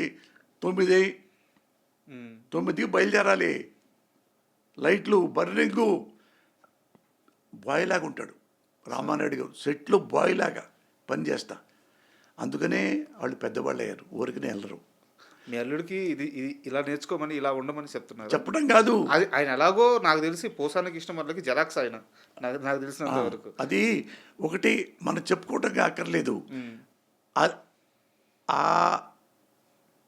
వ్యక్తిత్వం ఉంటే మనం సరిపోయేదాకా సినిమా ఇండస్ట్రీలో ఉంటాం సార్. అయితే ఇంత ప్రయాణం చేసిన పోసానికి ఇష్టం వాళ్ళకి ఆపరేషన్ అరుణారెడ్డి ఈ నెల 17వ తేదీ రిలీజ్ అయిన తర్వాత కొత్తగా ఏమి ఇవ్వబోతుంది? ఆ సక్సెస్సా, గౌరవమా, డబ్బా, ఏమి ఇవ్వబోతుంది? అంటే ఏమి ఇచ్చినా నాకు ఏడుపు లేదు, నవ్వు లేదు. కాకపోతే ఈ సినిమా చేస్తే కొద్దిగా బాగుండు అని నమ్మకం నాకుంది. అంటే ఇది సింపుల్ స్టోరీ, మీరు చూడాలి. అంటే ఇంత చెప్పడానికి లేదు, అది స్క్రీన్ ప్లే మీద ఆధారపడి రాసుకున్న కథ. మంచి కథ నేను రాసుకుంది. ఇదివరలాగా ఎమోషనల్స్ మాట ఆ టైప్ కాకుండా సింపుల్గా ఇలాంటి కథ రాద్దాం చానాళ్ళకే సార్ అని నాకు కోరిక. అట్లా రాశా. డిసప్పాయింట్ అవ్వదు అనుకుంటున్నాను. అది చెప్పిందనుకో, ఒక బాగా సక్సెస్ అయితే కనీసం ఏదో ₹1 కోటి వస్తే ఒక 10 మందికి 20 మందికో గుండె ఆపరేషన్లు చేసడానికి అవకాశం ఉంటుంది. Waiting sir. ఎందుకంటే ఆపరేషన్ అరుణారెడ్డి అనే సినిమా మీకెంత ప్రత్యేకం మాకు తెలియదు, కానీ మాకు మాత్రం చాలా ప్రత్యేకం, కామన్ ఆడియన్స్కి, మా జర్నలిస్టులకు కానీ. ఎందుకంటే మళ్ళీ మిమ్మల్ని సినిమా ఇండస్ట్రీలోకి లాక్కొచ్చిన సినిమా కొంచెం గ్యాప్ తర్వాత. అవును. సో అందుకని మాకు ఆ సినిమా చాలా ఇంట్రెస్ట్. వెయిట్ చేస్తున్నాం సార్. మీలాంటి మంచి మనిషికి మంచి సక్సెస్ దక్కాలి, మీరు ఇండస్ట్రీలో చాలా యాక్టివ్గా ఉండాలి, అండ్ యాక్టింగ్ కూడా స్టార్ట్ చేయండి sir, please. Thank you very much sir. And for more videos, please subscribe to iDream channel. Subscribe to iDream Media. Please subscribe to iDream. Please subscribe to iDream. Please subscribe iDream. And please subscribe to iDream. For more videos, subscribe to iDream. please like, share and subscribe to the channel. Congratulations, iDream. Subscribe to iDream. Subscribe to iDream. So subscribe to iDream Media. iDream ki iDream team andarki huge congratulations. Please subscribe iDream Media. Please subscribe to iDream. Subscribe iDream. Please subscribe to iDream. iDream అంటే నా కళల ఛానల్ను subscribe చేసుకున్న నోరు తిరుగుతలేదు, మీరైతే గంట గుర్తు కొట్టండి. For more such videos, please subscribe to iDream. Subscribe to iDream. Please subscribe to iDream. Please subscribe iDream Media. Please do subscribe to iDream. Please subscribe to iDream Media. For best entertainment and information, please subscribe iDream. And don't forget to subscribe to iDream.